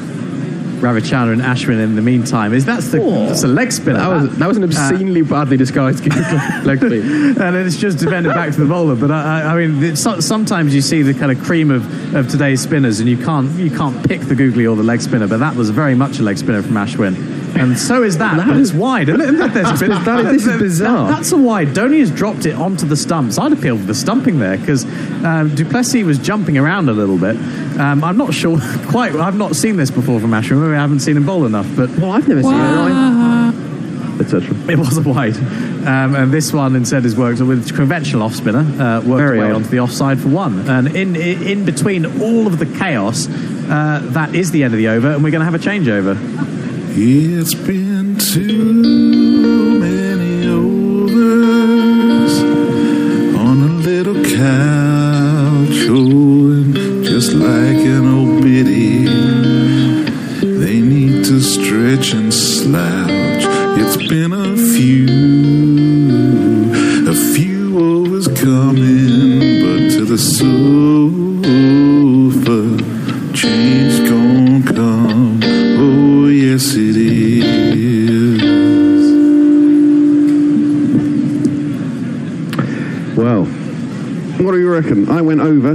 2 lots, you need to find the fluffy. Yeah, otherwise you might be sitting on it, Gary, because that often is what happens is you knock it off and you sit on it. Whilst you're doing that, Jadeja comes in, bowls, and it's cut out to the man sweeping on the boundary. In the meantime, there it is. Mog is illuminating us with the tweets. We had a go at that 4 jingle because we weren't sure. We are juvenile Philistines because that's a Rammstein song. Can anyone let me know who Rammstein are? Roger, no, I'm thinking Roger Hamstein there. Mark, let us know. Here is Jadeja. That's down the leg side, and it's just an easy push away by De Kock, who advances to 43. The South Africans are now just 1 blow away from raising the 100 in the 21st over. Well, Rammstein, a sort of poodle rock band from Germany. German poodle rock, I think. Maybe I'm right. So correct me if I'm wrong, Mog. Round the wicket comes Jadeja to the right-handed Faf, and Faf punches this without much timing to the man sweeping on the offside as the South African flag is pushed about by the wind. In fact, it's being raised. Seems rather late in the day to raise it at the Oval. But it is indeed being raised. It's already over the pavilion, flying high. That's at the Vauxhall end where it's being raised as Jadeja goes back over the wicket to the left-hand De Kock, who punches it to the man who is the captain, who is in at short mid-wicket, and there is no run. South Africa 97 for 1 in the 21st over. Jadeja's in again. This is a length ball, and De Kock just pushes it for a single on the leg side. This over has all the characteristics of a boring middle over, of the kind we thought had gone from the game. Well, I've got some money on South Africa's scores. I went over 297.5. That was 6 to 5 on. That was at the start of the game? No, that was after about 12 overs, and then over. Jadeja is in, and that's the 5th of 5 very easy singles conceded by India. South Africa 99 for 1 at the end of the over. Quinton de Kock has 44. Faf du Plessis has 13. And over 310, I think I've got 11 to 8. Okay. Smarty's tweeted in. He was talking about how it was a sixth form common room earlier at Gorilla Cricket. Clarifies that it's a sixth form common room with a touch of the 4 Yorkshiremen. So we're kind of covering a lot of bases there, I think. And Mog comes in and says 2 things. First, he says, can we have the pretty young lads back, please? And second, Nestle Boy says, how can you not know who Rammstein are? Exasperated on lack of musical knowledge. Yeah, no, they ring a bell there. I think they're German poodle rock. I know them well enough to know it's 2 M's in Rammstein. I'd be very disappointed if it was not now after. That's absolutely right. We know them. We know them well enough to spell them. Yes. My boy's at Parklife in Manchester. His first time at a music festival. Oh, really? I think. Yeah, I'm not sure who's headlining. I gave up music festivals years ago. I think it's the 1975. Oh God. Not sure. Mog clarifies that they're a popular Neue Deutsche Hart band that probably faded from their glory days. Yes, I rather prefer krautrock to that. As Hardik Pandya is in, it's very full outside off stump, and Faf du Plessis, as is the way with many batsmen these days, keeps his feet firmly anchored and sort of threw his hands at the ball, missed it by a mile. He didn't move his feet at all there. No, and it wasn't a half volley. In fact, no, he did. He moved outside the off stump. He moved away from the Well, he was making room for himself when he did not need to make room for himself because the ball was already wide of the off stump. And batsmen can sometimes be caught out in that way. As I singles now. Yeah, well, exactly. But the point is, strike, and he punches this hard. It hits, I think, the stumps, and it ricochets to Virat. It does hit the stumps. It ricochets to Virat, who tidies up at mid-wicket. But now teams play it more like a T20, so they just need to cruise and bumble along till they get to the last 20. It's more about having wickets in hand in the last 20. 46 from 63. Yeah. I mean, the bat is on top here. It's a good wicket. As I say, I wasn't sure about how good the Edgbaston wicket is, and I'm not sure how good the Cardiff wicket is, but the Oval is a good wicket. And again, it's just punched, and Virat does the fielding in from mid-wicket on the fence, and it's an agreed single taken. So we had 5 singles in the last over. We had a wide 3 singles and a 2 in that over. I told you, 160, double it, and more. I'm thinking here that the Indians are looking at getting, I think they're looking to get 320. I might be happy with 330. I think, given the platform they've got, they should be looking more at 350 here. I think they are. I think you're wrong there. I think they are looking at 350. I think they're looking to keep wickets in hand. But we shall see. we do a little sum then, Bear, if you don't mind? There are 28 overs left. If you think they're going to score another 246 in 28 overs, that's about 8 and a bit and over. Yeah, I guess. I think it's quite hard to go at 8 and over. The current run rate is 4.73, and I mean, I think that's partying like it's 1999, 4.73, one wicket down. But there's a difference between what you're aiming for and what you end up... Because this is one of the things with the whole data thing, that teams ended up aiming for 270, whereas actually to get 270, you want to aim for 400 and accidentally get 320. So we're all in the gutter, but some of us are looking at the stars, as this ball is just punched by de Kock for yet another agreed single. I'm sorry if I'm sounding a little... what's the word I'm looking for? A little passive myself here on ball by ball, but the game is a little stalled. The clock shows midday. Oh, time for a beer. And I do think that usually in England, batting gets easier after midday. Can we have some refreshment in here, please? Wide of the off stump, and Faf just slashes at that. That was a 4 ball. Again, I don't think he's managed to hit it for 4. It's Shikhar Dhawan running round from... square leg, and they scamper 3, but that ball should have been hit for 4. It's quite a fast outfield square at the Oval, and it wasn't. It is a used wicket they're using again. It's not a fresh wicket. Yeah, I don't think the ball is necessarily coming onto the bat, but there's none of the variable bounce and sideways movement that we saw yesterday. No. I was watching Sky yesterday, and the commentators kept insisting that it was a really good pitch, and I was looking at it and thinking it wasn't a really good pitch, as de Kock steals an easy single to Yuvraj, where there's a single no matter where he is in the field, and he advances to 49. India have bowled 22 and a half overs. South Africa 109 for 1. Jadeja's in again. He's very quick, and this is a half volley, and it's fielded by Virat, who is now finding himself more at extra cover than on the boundary, and there is no run. That 3 reminded me of a dream I had last night. As Jadeja gets into his delivery stride and stopped, which might give us time. Well, let's hear your dream at the end of the over, David. That would be good. Jadeja round the wicket to the right hand to du Plessis, and he gets a short ball, which again he's content simply to hit it to Shikhar Dhawan, who's about 20 yards in, sweeping on the cover boundary, and they walk an easy single. Umesh Yadav not in the side today. He's out on the boundary there, watching the match under the shades. That's what we were talking about yesterday. He was the one possible swap out. De Kock is in, and that will be his 5th. No, it won't be his 50. Good bit of work there by, I think, Ravichandran Ashwin round the corner at on the 45 at backward square. So De Kock is still on 49, and South Africa 110 for 1 after 23. 6 and over. Up to 30. 160 off the last 20. Indeed. So but anyway, my dream last night, it was a lovely dream. I was 93 not out batting for England against Australia at the Oval. I'd been watching the England-Australia game, obviously. And I took 3, and there were 4 overthrows afterwards. And you got a 7 raised my bat. I got to my 100 with a 7, yeah. Nice. Excellent. That's a good dream. It's only ever going to happen in the dream.